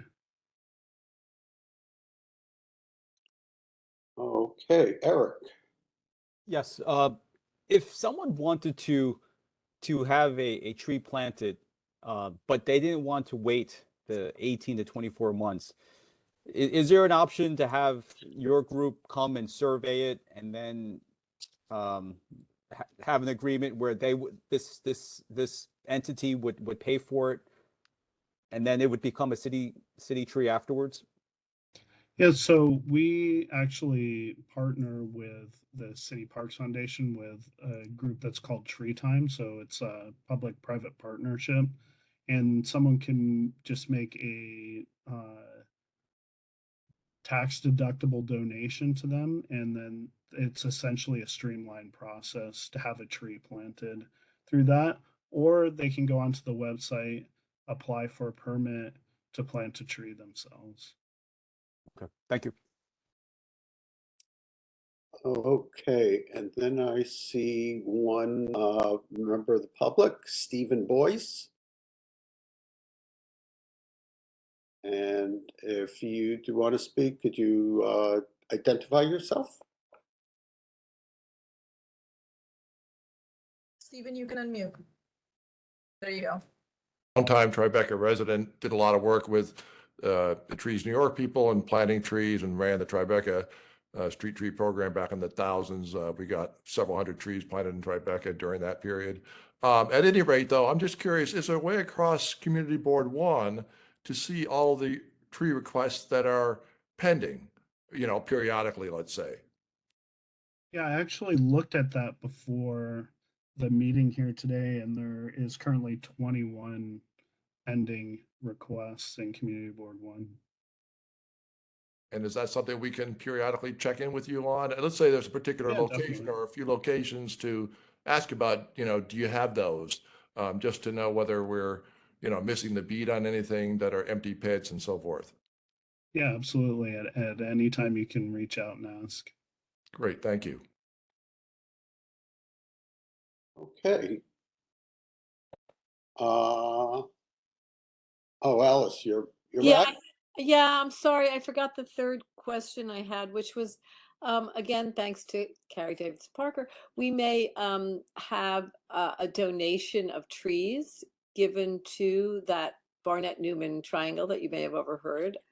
That one of our neighbors is very generously giving. And I'm just wondering, how do we best move forward with that? In other words, there is no park there yet, but there are trees. Is that something that wouldn't be in your purview, or we go elsewhere? In other words, somebody's got trees they want to give to that particular location. I'm not sure on that, but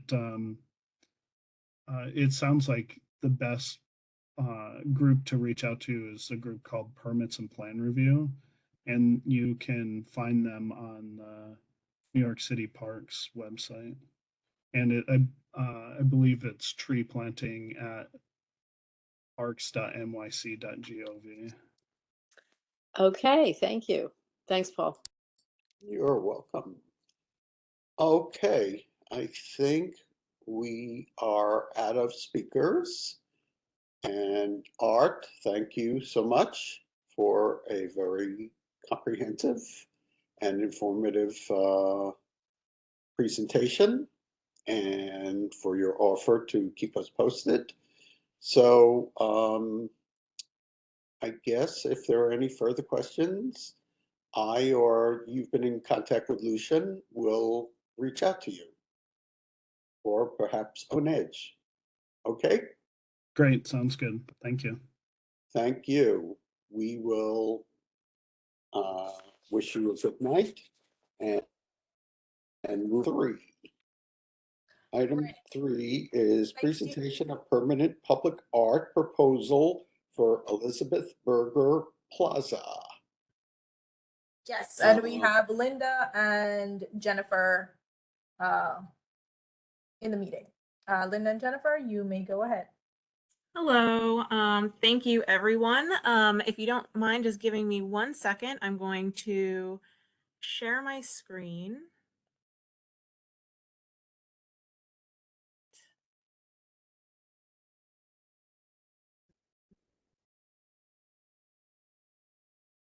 Okay, can everyone see my screen? Yes. Yes. Fantastic. So first, thank you so much for having us today to talk about this permanent art proposal. My name is Jennifer Lancis, and I am the Deputy Director for Art and Antiquities at the Parks Department. I'm going to give a little bit of an introduction and quick background, and then I will turn it over to Linda Jacobs from the Washington Street Historical Society, who is kind of came to Parks with the concept of creating an artwork for Elizabeth Berger Plaza in downtown Manhattan. So a little bit of background, it was around 2015 that Washington Street Historical Society had approached Parks with an interest in honoring what was the historic community of Little Syria around the immediate vicinity of what was to become Elizabeth Berger Plaza. I'm sure you're all, it's seared in your memory how kind of terrible that site used to be. It was several traffic triangles, on-ramps, off-ramp streets that have since been unified into a really beautiful park. With the Department of Cultural Affairs, the Parks Department, as well as the Community Affairs Unit at that time, and Washington Street Historical Society ran a competition to select an artist who would create the ultimate permanent artwork for the park. It was in 2017 that, and essentially the competition mimicked the percent for art process, but it wasn't a percent for art project in that the Washington Street Historical Society is privately sponsoring the project. So the fabrication, creation is all funded through the organization and not the city. The artist was announced, Sarah Uhadu, who Linda will talk a little bit about more. And that you may remember, it was announced publicly, it was in the press at the time. And she has now come to us with a proposal called Rabita, Poets in the Park. And so with that, I would like to turn it over to Linda to talk more about the artwork itself and what it is honoring. So Linda, if you are there.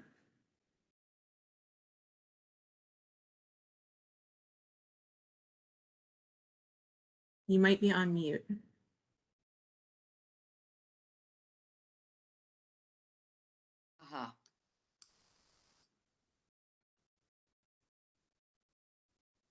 Linda, we're see myself, but maybe there I am. Okay, yeah.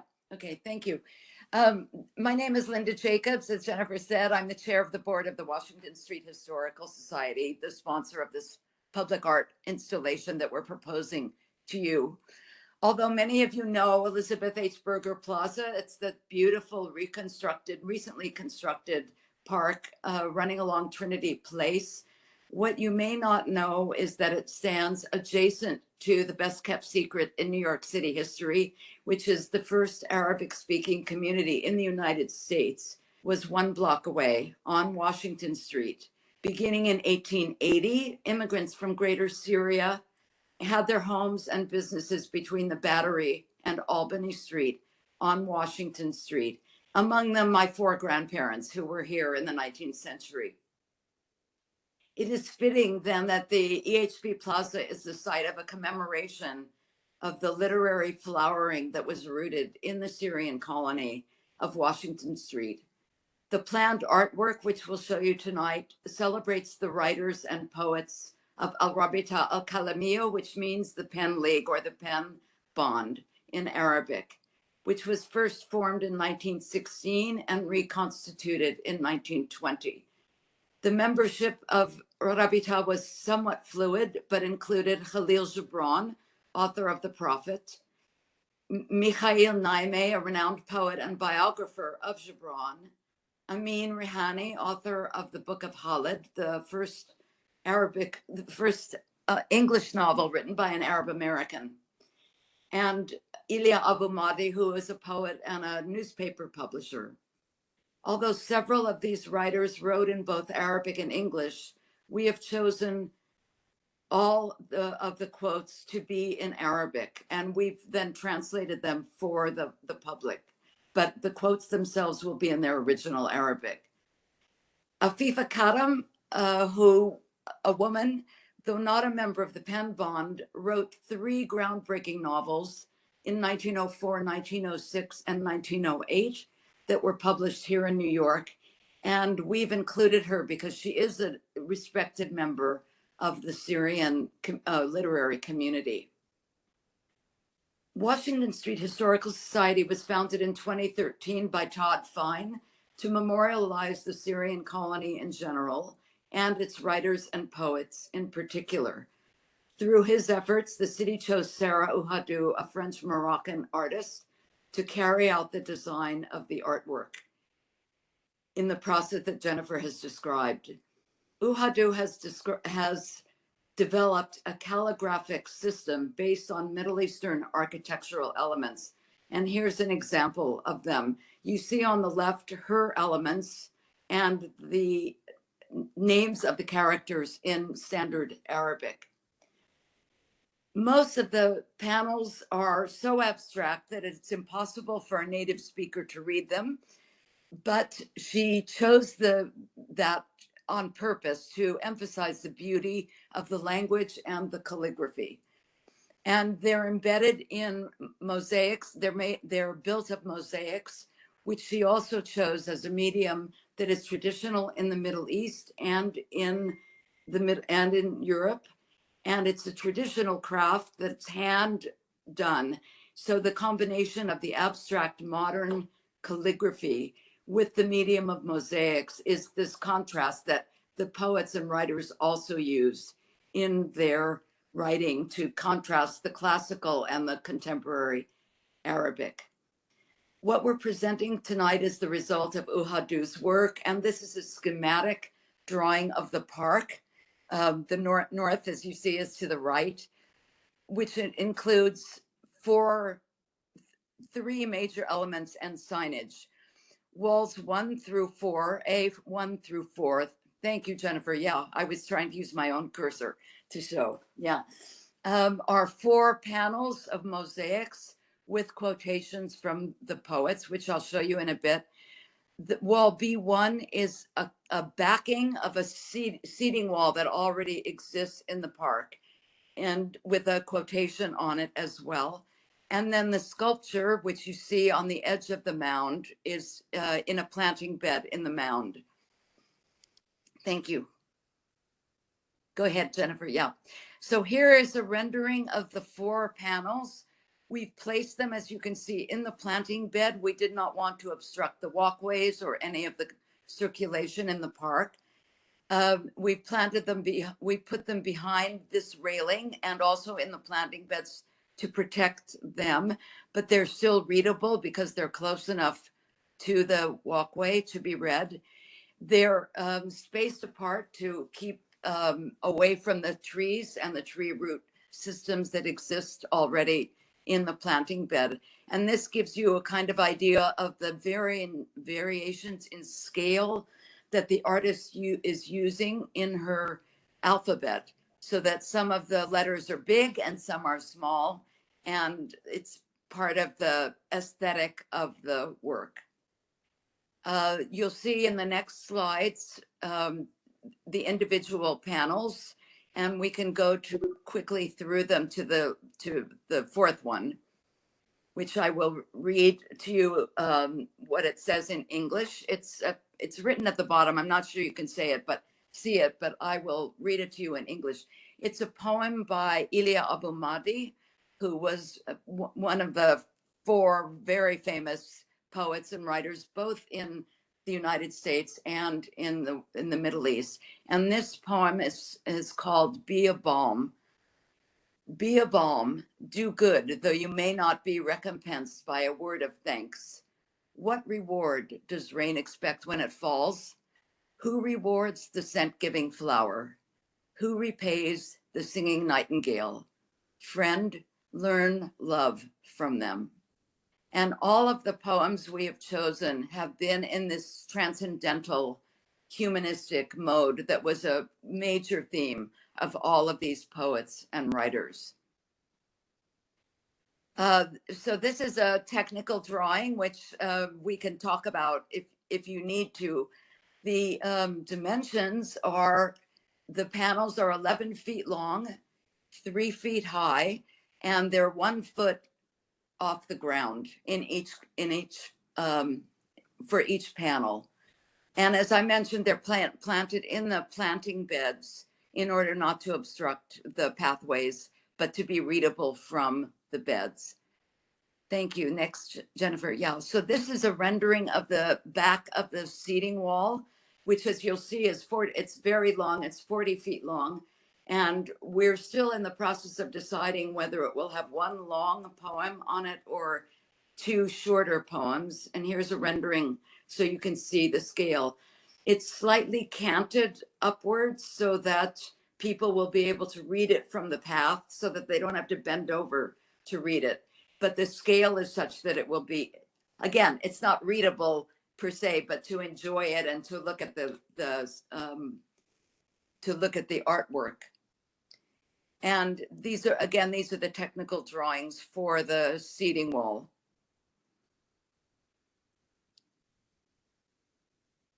And this is the third element, which is a sculpture that is being placed in the planting bed of the mound, at the edge of the planting bed of the mound. It's of coated metal with embedded mosaics. And in the mosaics, it will be the names of the poets and the writers. In Sarah's graphic system, in standard Arabic and in English, easily readable by anyone who is standing near it.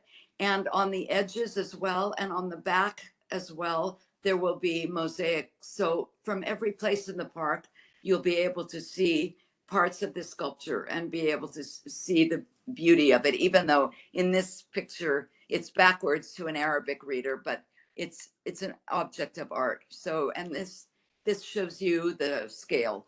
The tallest elements, which are the aleph and the lam, these two, oh, I'm using my cursor again. The two on the right and the lam in the middle are 7 feet tall, but those are the tallest elements and everything else is smaller. It spells out the word al-qalam, which means the pen in Arabic. So it is the second word in Rabita al-Kalamiyya, the name of the pen bond.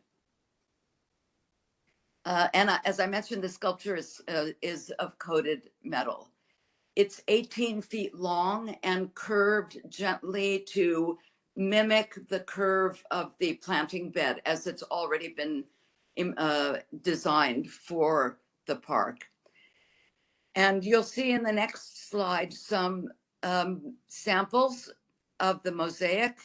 They'll probably be manufactured in Italy, and they're hand-cut mosaics with a 10% gold background. So the background is gold, and then the colors are these very saturated colors that will stand out clearly to people who are looking at them. And then the next slide, please, Jennifer. The signage, which was designed as well by Sarah, will have on the left, and it will be close to the artwork. So all of this artwork is combined, is clustered in the eastern part of the park near Trinity Place, and actually in the southeastern part of the park.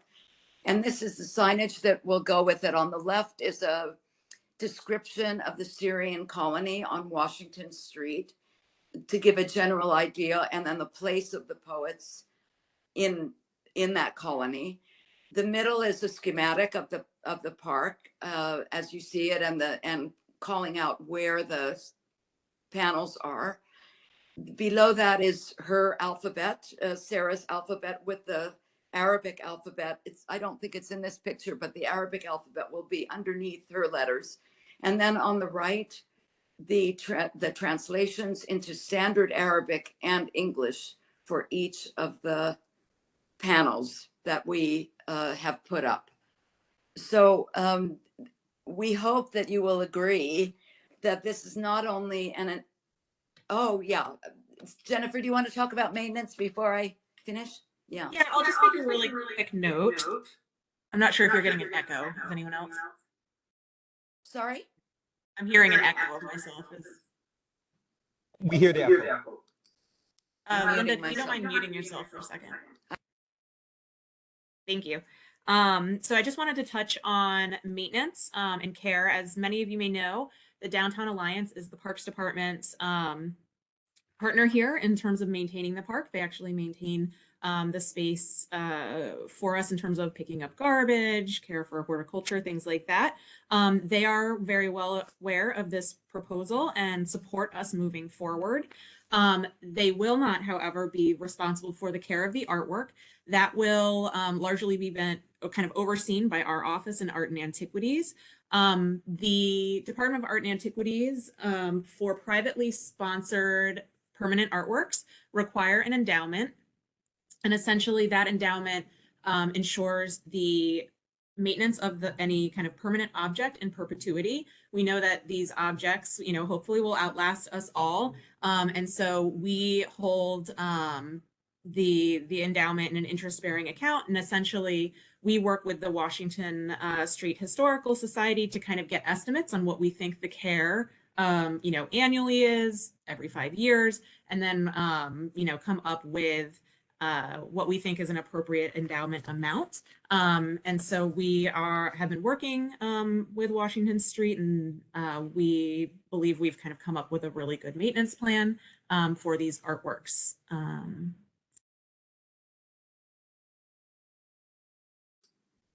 Thank you. I just wanted to conclude by saying that we hope you will agree that this is not only an enhancement of the cultural landscape of Lower Manhattan, but also a commemoration of an important piece of New York's history that has been lost and now refound. Although the buildings that housed the Syrians in the 19th century are long gone, their poetry remains as a lasting legacy. Thank you so much for having us. Hey, thank you. Oh, I see. You're getting some feedback as well. Not sure. Why don't we call on a couple of committee members to? Well, I have to leave. I'm just. All right, Bruce, sorry. you go first then. I'll be quick. I do have to leave, and I'm sorry. I just want to say that the Landmarks Committee of Community Board One, of which I was co-chair at the time, spent a lot of time trying to, just for your information, get Little Syria landmarks designated. And LPC would not let us do that. We tried and we tried, but we were deeply appreciative of learning about the history of this area, which was decimated first by Robert Moses, then the World Trade Center, and so on and so forth. 2 buildings were recognized. But as for the installation itself, it's just personally, I think it's spectacular. I am a little bit abashed by the scale of it all, given the size of the park itself. I think a lot of people will have difficulty understanding the meta meaning of it, but then who understands Jenny Holzer or Robert, who understands conceptual artists anyway? I'm trying to think of, I can't even think of the neon artist. Anyway, I think it's great. I am just calling out to Jennifer. I just want to point out, it has very little to do with this, but given the soapbox to say this, this community board and the Lower Manhattan Community Council, LMCC, has been deeply involved in art for Lower Manhattan and Governor's Island, our community board catchment area, for 30 years or more. And this is privately funded, but I would request that the Parks Department work in conjunction with the community board and LMCC in consideration of future public art. I know things can get very diluted when a huge amount of people are involved in choosing art. But as I say, LMCC has made a huge contribution artistically in terms of events in terms of, we have a residency for hundreds of artists, and that be taken into consideration. Thank you. Okay, thank you, Bruce. Eric. Yeah, hi. Wow, impressive proposal actually. And I think the uh, the the tourists that come by would enjoy it as well. I'm also impressed with the consideration for the maintenance. I didn't think all this was done, and especially setting aside spare pieces for repair and replacement. Um, there was the first slide uh, showing the part that would go against the wall. I mean, it's like a low. I'm concerned people would sit on it. Oh, yeah, there. Yes, I'm concerned people may sit on that. You know, a de facto bench, if that's a concern. Um, but you addressed the other concerns about graffiti. I was worried about that as well. Um, I I'm a little concerned that the breadth of it may be a little too extensive, but I'm not really confident to make that statement. But I do think this is really impressive, and to give and to give the people that were the Syrians a marker in history is recognized and appreciated. So that's my only concern. Yeah. And we about actually, the bench. it will encourage people to actually sit on this wall. It's an existing stone seat wall. From our experience of just being in the park and seeing how people use it, right now it's not really being used so much as a seat wall, but we are actually hoping people will use this as a backing. And we've considered, right now, actually, we're working with Steve Mioto's studio. Or I say we, but it's really Washington Street. Steve Mioto is, renowned, especially in New York City. He does all of the MTA's mosaics, so he understands the stresses. And there's certain types of tiles that are going to be utilized here and certain methods in terms of fabrication that will address some of the concerns in terms of the more likelihood of physical interaction here, which is also kind of when we are thinking about the endowment and long-term care, having those extra tesserae, having a plan in place for graffiti, etc. Because we know more so than some of the other elements that are protected by planting beds, this particular element might be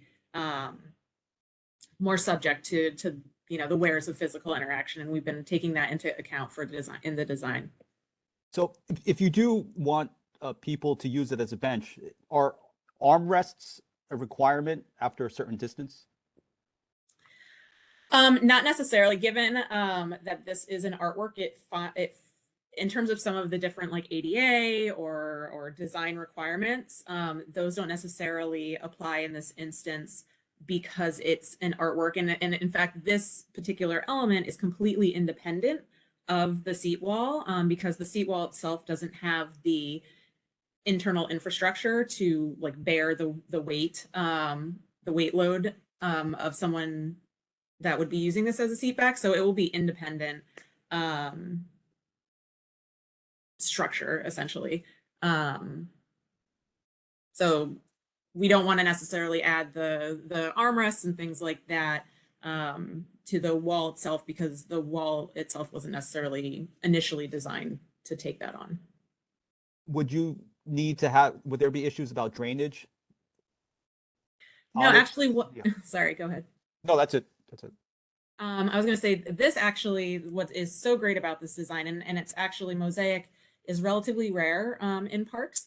The mosaics themselves are inset within a metal framework, and the metal framework actually will provide a certain level of protection because it will, unless you have like a driving rain, it adds the protection from the water actually infiltrating into the mosaic. So there's not much that we'll need to do any draining. The mosaics are kind of going to be sealed in a certain sense. Okay, thank you.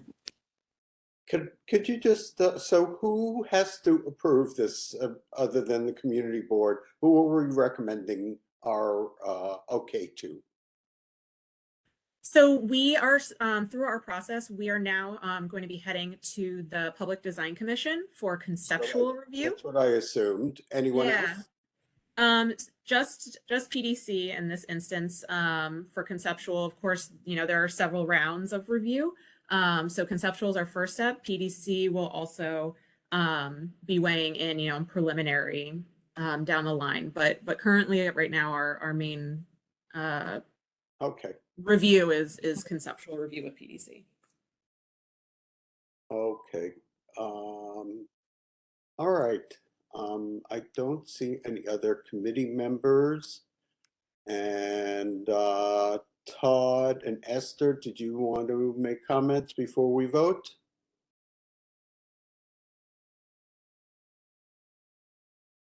Sir, you can unmute.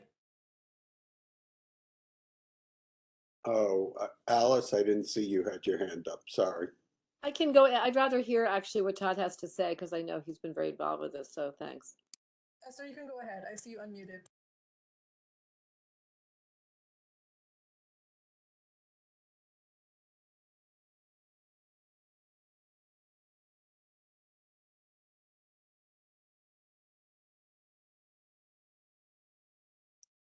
Todd, are you going to unmute yourself?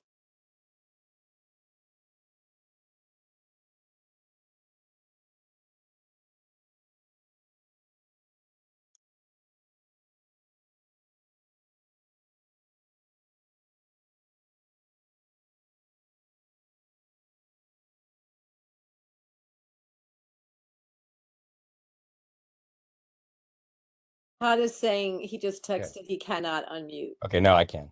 Thank Oh. you. Hi, yes, I am Todd Fine.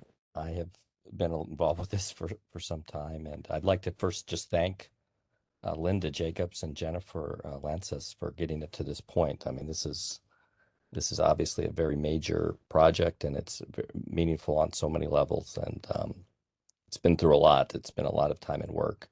And actually, this has been a 13-year effort, if people can believe it, starting with a holiday party with Esther Regelson and Joe Svalak and Marianne Dinopoli in 2010, where we all walked over to Joe Svalak, who some of you know, walked over to this park, and we knew that something was going to happen, and we insisted that it be incorporated into the design. Originally, the Parks Department had actually planned to have George Vilonikis, the designer of the park, kind of incorporated into the design, but that was not done. So this is kind of an attempt to add something to the existing design. And I think I'm actually quite pleased with the overall design. I mean, I think that these choices are good in general, and so I'd like to commend everybody who's worked on it. I don't actually think that the breadth of it should be a concern, and I want people to understand, that this is, you can make a case that this Arabic language literary movement is the most significant foreign language literary movement in American history. So it's extremely important, and these writers are still taught in school throughout the Middle East. I mean, it's like part of your textbook. Khalil Gibran, by the way, it's the 100th anniversary of one of the best-selling books in world history, The Prophet, which was published in 1923. And there's going to be some activities for that this year, and Community Board 1 should be aware of that. I'm glad there's a central sculpture. I have a couple of just questions, and I want to emphasize that to the degree to which I can, I want to support the Washington Street Historical Society, and I don't necessarily want to, raise every issue that I have with it in public, but I think there are a few things that I just want to get on the record so that the, community board can be aware of potential concerns and things that might arise. One thing is, obviously they didn't talk about the timing of it, which of course I'm curious about. But they can answer that later. One of the first just things that pops into my mind is the name of the project, Rabita. Rabita itself just means association in Arabic, and I questioned that name. I think that Arabic speakers might think of that as kind of not descriptive enough, not colorful enough. I mean, of course, it's the Pen League, or what's called Arabita Al Kalamia, which means the League of the Pen or the Association of the Pen. But to just have something be titled Association in Arabic might have an odd meaning. So I'm curious about that. In the center of the park, there's the pen. You know, the word is al-qalam, which means the pen, which is not necessarily bad. You know, it's a good choice, but I just wonder, I'm just curious why, you know, why the whole piece is labeled association, and then there's the word the pen in the center when it is the Penn League. I mean, so maybe I'm just curious about why that was the choice. Now, I think people do need to recognize, you know, Linda mentioned this, that these mosaics are impossible for Arabic speakers to read. And, you know, that is something that I think art critics in the Middle East and people from the Middle East, you know, Arabic speakers who see this are going to raise as an issue. And there's going to be a question about whether, you know, New York City is truly embracing Arabic and Arabic language by not using traditional Arabic calligraphy, by not choosing you know, something that Arabic speakers could even read. Now that was something that, you know, that this work won the competition, but there might, you know, I just want people to be aware of that as being a potential controversy and as something that there might be a need to address somehow. And one thing that wasn't mentioned at all in this presentation, which I'm a little surprised, I think needs to be included, is historical signage that both explains the history of the Penn League and these figures, and then probably maybe has these quotations very in a visible way, not like in the corner, but, you know, in a way where people can actually read not just the names, but also the quotations themselves very clearly and visibly. Because I think people are going to want to be inspired by the quotations, but if an Arabic speaker can't, you know, doesn't have a way to see the quotations, they might not be inspired. They might actually think this is, you know, a diversion or kind of a, you know, even something that they oppose or you know, not prepared to address.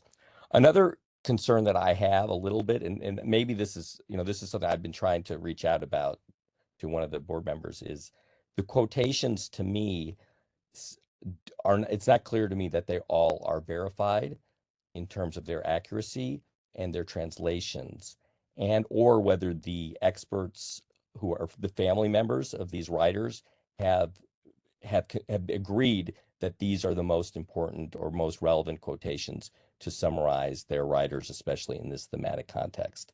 And I think that that is absolutely critical because people in Lebanon, as Linda knows better than anyone, are very sensitive about these choices.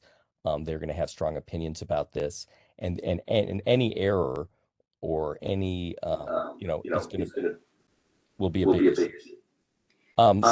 So Todd, Yes. could I just answer that one? Because yeah, it's a very big issue. And we did have a literary advisory committee. We sent this call out to about 10 people, some of whom were on our board and some of whom aren't. And we're still working on the final selections. Good. And all of this is being vetted by all, you know, everybody who's a native speaker. I'm not one, so I'm not one of those ones. So this is, you know, this sign is essentially a placeholder for what is going to come. Sorry, I'm getting an echo right now. That's okay. Yeah. But yeah, I just wanted to make sure that because it looked like there had been a lot of work done already. That's just why I mentioned it. So because yeah. So I didn't want to. I was hoping that what the work that's been done so far. I don't know if someone can you mute. Yeah, this is not the last word. Okay. I'm getting an echo, Linda. I don't know. Yeah, I think Linda, there's something about your setup that is causing an echo. If you could mute. Okay, I'll mute. The other question, I mean, I think everyone probably has this question about the gold, you know, whether that will get scratched. I know that, you know, I mean, I know that, you know, obviously public art has to last, not just, you know, just having a contractor to fix problems, but you have to think about, you know, obviously the scale of hundreds of years. So I do have a little bit of some concerns about the amount of people that are going to be touching this gold. I don't know if it's gold leaf or it's a metal that's gold, but you know, if it gets scratched, I'm curious to know what that will look like if it does get scratched. Obviously the vandalism and stuff, I mean, that just comes with the territory, but you know, obviously it you know, it is I did considered a concern, but it's the other thing that I wanted to mention, and this is, maybe this is inside baseball too much, but I feel that if there's going to be names of poets on the centerpiece, it should make sure to be more exhaustive in terms of who's referred to, maybe not just the people who are quoted, but all of, a lot of the writers, including all of the members of the Penn League who maybe, aren't notable enough to have quotations, but are still, important. I feel like if they were a major writer and there's going to be a list of names, it would be good to include as many people as possible. It's just another thought. The one other thing that I would just say is, and I know this is more of a political criticism. Oh, Linda, do you want to say something? Yeah, I just wanted to say that we have told Sarah that, and that is included in the sculptures, the names, not just of the people that we've quoted, but of all the members of the Penn League and others. Oh, no, I don't know about others, but certainly all the members of the Penn League. Yeah. Yeah. Okay. Yeah, I would Sorry. just encourage that to be as expansive as possible, and because I think that and sometimes one of the other things people who are, the members of the committee might be interested to know is we still are learning about the extent of the literary community. Like there are people that we are very important that, if you can believe it, people haven't even done proper research on. So it's really tricky to even think about saying, well, who were the important writers in this neighborhood? I mean, there are literally 20, 30, 40 people, that are significant, and it's a challenge, and it is a great challenge. The last thing I'll say is just, and this is more of a political statement, but it's something that I feel, and I guess especially maybe I can say it, especially since I'm not on the board right now, is I have to say I'm a little disappointed that the mayor's, these institutions, the mayor's office, the Parks Department, including the Lower Manhattan Development Corporation, Lower Manhattan Cultural Council. I mean, I think that they should be part of this more. I mean, I really want people to appreciate the significance of this. I mean, we are talking about a location that, obviously the Middle East is connected to. It's very important for New York to do this. It means a lot. Yeah. Todd, again, could I interrupt? Yeah. The Lower Manhattan Cultural Council has asked us to be part of the River to River Festival this year. And so I'm going to give some tours of the Washington Street neighborhood, and we're going to do a performance in Battery Park of Arabic recitation and English recitation of some of the poetry with some music.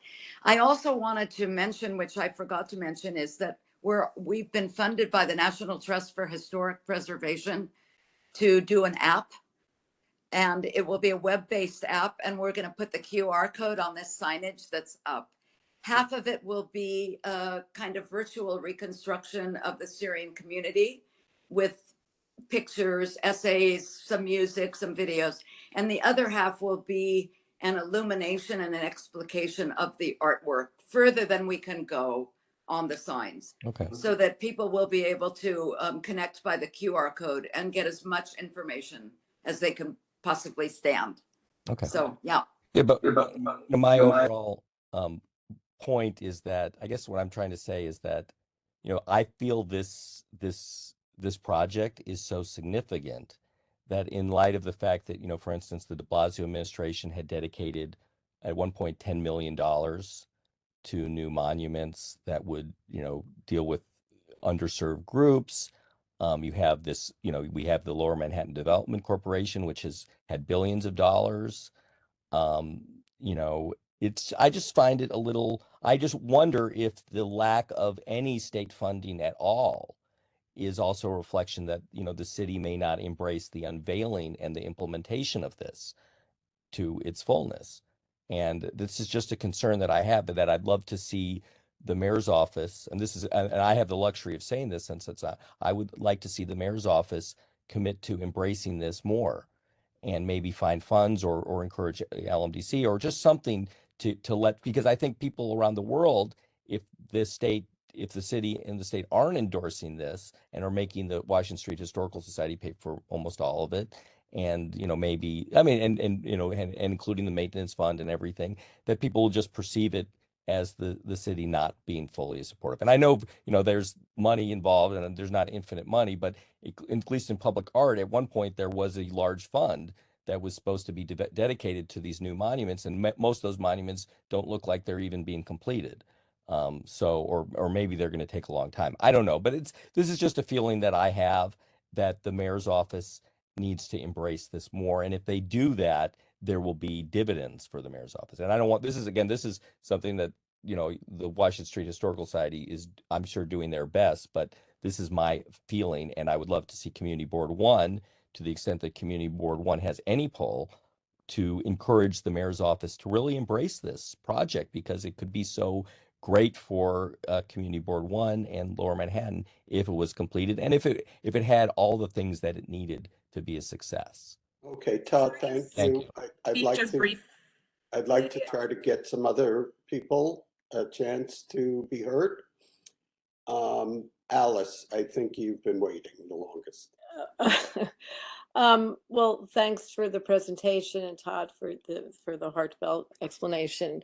I'm surprised. I've not seen any of this before. I don't know if other people on the board have, but it's quite a large project, and I'm looking at it as an urban planner who also happened to live in an Arabic country for many years, so I kind of see it from few ends. But I'm going to just talk about it urbanistically. It sounds like it's a work in progress, certainly in terms of the poetry and the sort of the way that these poems will be understood or worked through or even written.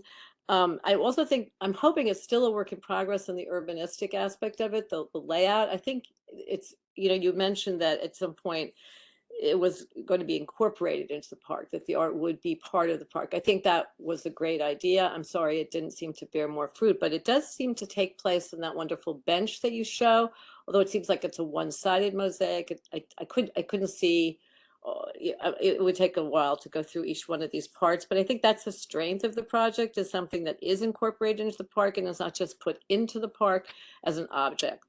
And I kind of agree with Eric. It seems like, unlike The Prophet, the Gibran book that Todd was talking about, the poems, it's a very long and large and comprehensive looking series of objects versus something that could be maybe a little less of it. I don't know. I mean, I understand that it's not necessarily in the amount of things that are in a park that makes something powerful and profound, but maybe just in the beauty and the way that they are incorporated. And forgive me, it's hard to see exactly what is going on, but I think I just sort of objected to these kind of placards that are sort of seem to be up against an edge and a number of large panels. I wasn't sure what that was, but it just seemed, I couldn't quite make it out, but you had those, you have a bench and then a sculpture at the end. And I just wasn't sure if you needed all of that. And I just wonder if there's any ability to consider editing it. And it would be nice if the community board has another shot at looking at whatever the next iteration of this is. It was unclear to me also if this is the end run, or you're mentioning it's going before PDC for conceptual design. So conceptually, of course, this board's been tremendously supportive of Little Syria, as Bruce Ehrman pointed out, and it's unfortunate we have so little left, if nothing, practically. So yeah, I think conceptually no one would argue that this is a wonderful idea, but I personally would like to see a little bit more of how these pieces of art are really incorporated into that lovely park. Lastly, I'm just questioning, is the name of the park going to remain Elizabethburg, or is there some thought that this is changing? That was also not clear to me. You want to make a statement about Little Syria, but the park's name is the same, right? That's a question, I guess. I see that is correct. Elizabeth Berger Plaza will still be the name. One thing that is unique about this site that provided us with some challenges, just in terms of like the way that the artwork has been placed, pretty much anywhere, the entire southern and western side of the park is actually, we are not allowed to touch that because it's a DEP access zone. Which means there's a substantial, everyone was talking about infrastructure with the trees. It also impacts art. There is substantial utilities and infrastructure under the park that we were required to essentially, for the majority of the park, just could not be considered for the artwork, which is kind of why placement occurs where it does within that space. So that's just an additional thing to keep in the back of your mind. Just a quick question, just because I gave you sort of a litany of things there, but just where are you at? What are you looking for the board to support? Is this just the concept of doing art in this park that acknowledges the extraordinary history of this community for New York City? Is that what you're looking for? Because if you're asking the board to review the specifics of the design, I mean, I personally could not do that after this meeting. So I don't know if that's could you just tell us what you were hoping for and what PDC will be doing and when they'll be doing it? Yeah, so in terms of the calendar schedule for PDC, of course they meet monthly. Our goal would be to submit for the next meeting. So that submission deadline is Friday. But then the meeting doesn't actually take place for another month. So I think that meeting is April 24th. And so that is the conceptual review. Largely, it is us presenting this specific proposal saying, this is our concept, this is what we have in mind, and wait for their feedback. Oftentimes in the conceptual review, there is a back and forth discussion with PDC on the design elements. And historically, there has been some changes between the conceptual review and the preliminary review, which is essentially, for those who aren't aware, the preliminary is almost like, you have your engineering designs finalized, you're ready to go into fabrication, and PDC will review, kind of those final plans. Conceptual is still a little bit more of a dialogue, but we would largely be looking to, get a letter about this specific design that we're presenting today. Well, thanks. It's a very rich project, and certainly thank you. And you're the applicant, Parks, right? The Parks Department is the official applicant, yes. So as the landowner. If we wanted to delay it, we would be asking Parks and PDC, right? That is accurate. PDC, the conceptual, does require a resolution letter from the local community board in order to remain on the agenda. But it doesn't have to be by the submission deadline. It would have to be by, I think it's like technically for like this round, it would be like April 17th. Did you make any effort to reach out to the community board prior to this? Not prior to this. It doesn't necessarily always take that track. We've worked a lot with the Downtown Alliance, who is our closest partner there. But kind of the presentation to the community board before we go to PDC is traditionally how all kind of permanent artwork projects, the trajectory they follow. Well, this was the same mistake that was made with that sculpture that was down by Bowling Green, where you went to the Downtown Alliance and not the community board, and same outcome. Okay, we won't get into that here, but I think you should be coming to the community board. We're the entity that has jurisdiction, or should, not the Downtown Alliance. We try to work with them as well, but they are not the organization that should be consulted. Okay, you know what? I will, at this stage, since we've discussed this for quite a while, and I think I have a sense of where the committee is on this, I will offer a motion that we... Paul? Yes. I've been waiting a long time to speak of this. I will only ask for maybe 3 or 4 minutes because I waited my turn and now I'm being shut out. And my job is to talk about what comes down here. Okay, but I have a feeling what I will say would probably suit you, but go ahead. Yeah, I know it will. I know it will. But if you want to go, go. Okay. Number one, I was taken away, breathless by this. It hit me, and I just thought it was so gorgeous. And as I thought about it, I was wondering how all this stuff fit in that park with all the big buildings around it. And now I know the design, how to pay attention to environmental or pipes under the grass. So I'm having questions as to, is it so overwhelming in a little place, this design? I have other questions I would ask, but because Paul has given me just 3 minutes, I'll say, you're making a big mistake by not coming to the community board. On our board, we have great people with great knowledge about a whole slew of things. And we do the job, as you see Alice and other people talk about everything under the sun. So I think you should come back to us again. Well, that's basically what I'm suggesting. I know that. I was going to suggest that we do a motion asking the Parks Department to withdraw their application to the PDC at this time and have further discussion with the community board on this to get a better sense of where we are. The community board should also obviously have more discussion on our own and see where we are on this. And I mean, this is a complex item, but I'm not trying to, tell the community board exactly what to do, but I think that probably makes the most sense in light of what I'm hearing. I second your motion. Well, any other discussion? Richard, did you want to say something? Yeah, I don't want to repeat things, but I will.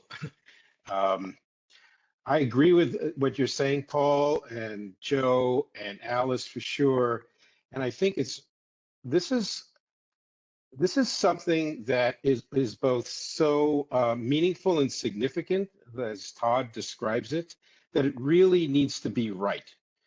And you don't want to make a mistake here. And some of the things that Todd was describing are things that are very serious concerns that I think we on the community board need to be sure have been addressed in a way that makes sense. I haven't heard here, and I would be very surprised if anyone objects to the concept that's being proposed here. I think it's extraordinary, and it's important for a city like New York City to recognize this part of its history. But I also agree this is so big that it's not right for it to just come to the community board without really time to reflect and even provide some serious input on it. So I'm with you, and I'm sorry to repeat it, but I think it's important for us to really recognize both the importance of this and the importance of getting it right. Okay, thank you. David?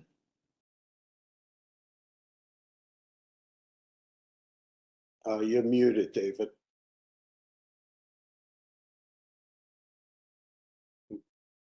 Well, actually, now you're muted, so I don't know why we didn't hear you before. David, try it again. Unmute yourself.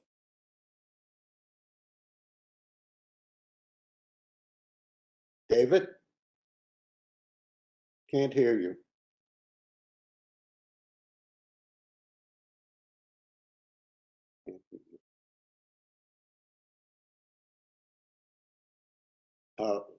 Try it again. Now you should be able to be heard now. All right, I don't know what's going on. Paul, call the next speaker, then go back to him. Sorry, David. Okay, who else? Esther? Yes, can you hear me now? Can you hear Yes. me?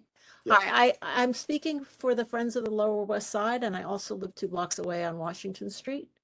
And I've worked with Linda and Todd on and off on this issue. And I know there's been backlash about monuments around the area and that sort of thing. And I just want to emphasize that this project has been in the offing since before the park was renovated. And it's gone through so many permutations because of the infrastructure that's underneath the park that and has been compromised quite a bit. So I understand that you want it delayed and you want more consideration, but just keep in mind that there have been so many compromises that it's almost hard for more considerations to be made in terms of changes. But just to keep it in mind that that would be on the table. And I also just can't express enough how important it is to support this and to preserve the history that we've lost so much of. Thank you. Okay. Any other comments? If I just can, I just want to make sure kind of in terms of what I'm hearing, because it seems as though the large concern is the scope for the scale of the park. Is that accurate? Because in terms of some of Todd's items, I don't know that we had an opportunity to respond to some of those concerns, though I know it's a very long night and I don't want to take up people's time. But there are things like in terms of having, the true Arabic, we're going to have that on site. There is going to be signage, a 3-part signage, which we, provided, that will have the Arabic alphabet, the Arabic translations. There's going to be the true Arabic on the sculpture. So in terms of that consideration or concern, that criticism that we could be kind of thrown at us in terms of Sarah's reinterpretation, there's I think we've addressed that in terms of some of the maintenance issues, in terms of, like, for example, scratching of the gold. We've also kind of addressed that because the actual, like, for example, the glass tesserae, the color goes through. So if there was a scratch or a chip, the color remains. You don't necessarily see that scratch. And so there was a number of items there that I didn't have an opportunity to respond on, but I want to get an understanding of where the major concern lies so that we can internalize that. And if it's some of these other elements that you feel like went unaddressed, I'd be happy to take that opportunity now to kind of assuage some of those concerns.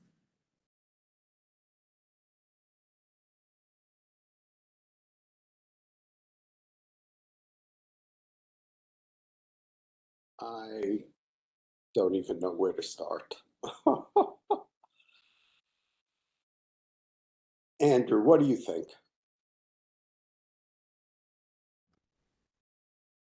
Sorry, you caught you caught me in between bites. Oh, sorry.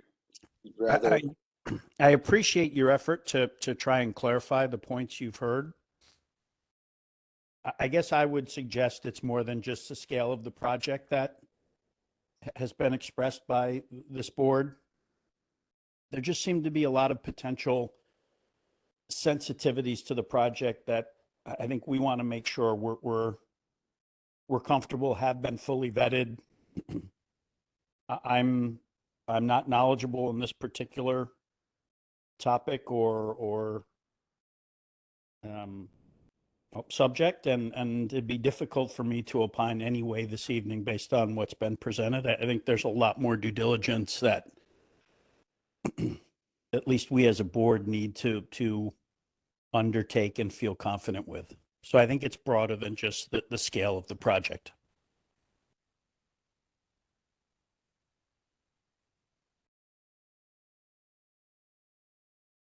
all right.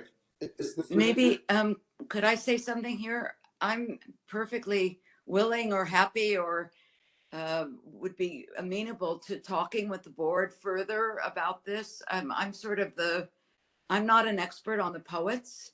What I'm an expert on is the community of the Syrian diaspora on Washington Street, and I can talk to those issues.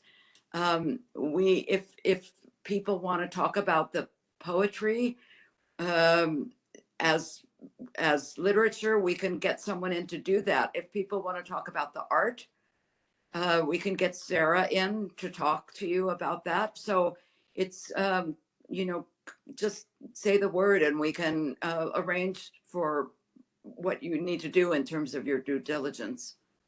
Can I ask a question, Linda? Are you presenting? Oh, can you turn your mute? Can you mute yourself a minute? Can you just I'm sorry, I can't understand what you're saying. Sorry, it's breaking up. Yeah, there's Then do you mind turning off your sound and muting yourself? Again. Just turn your, Okay.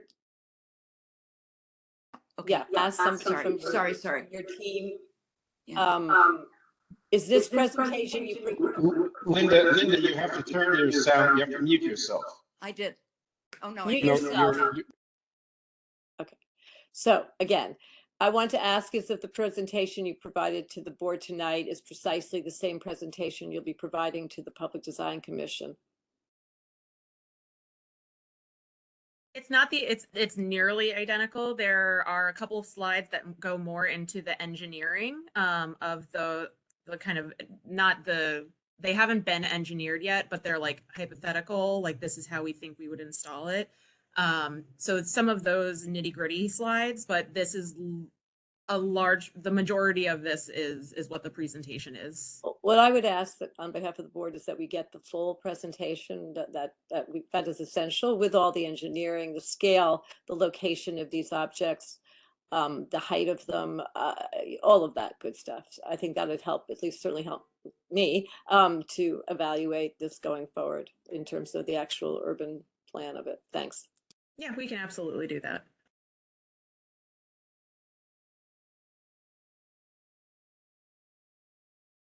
And I don't want to speak for other members of the board, but what I would find helpful, this is Andrew Zeltzer speaking, would be to take all of the points you heard this evening and perhaps come back with some written responses to each. I don't think we can begin to tackle them one by one this evening, but Todd certainly raised a number of points that I think were thoughtful and require greater understanding by certainly me, and I would suspect others on the board. So if in addition to what Alice put forward, I'd find it helpful if we could get some written responses to some of the other points that were raised.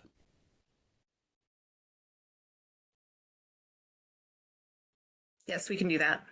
Thank you, Andrew. Oh, you're good at resolutions. Why don't you come up with one fast so we can get out of here? I don't know that we really need a resolution. Okay. All right. Are they amenable to coming back? I think they understand what we're looking for. Okay. So Should I make a resolution to adjourn? you can do that if you'd like. I'd like to do what the board wants to do. I'm all in favor I of think it. we've reached the end of the line for tonight. I think Parks understands that we're not ready to move forward with voting a resolution on this, that we still have more issues to fight, and that's it. And we will await word. Resolution, we adjourn. All right, committee. Thank you. Sorry this issue didn't work out exactly as we would have liked, but I think we did get a lot done tonight. And I will wish you all a good evening. And thank you, Parks. We'll keep working on it. Thanks, everyone. Thank you, Paul. All right. Good night. Everyone have a good evening. Good night. Thank you. Good night, everybody. Take care. Thank you, Joe Lerner. Good night, good night, good night.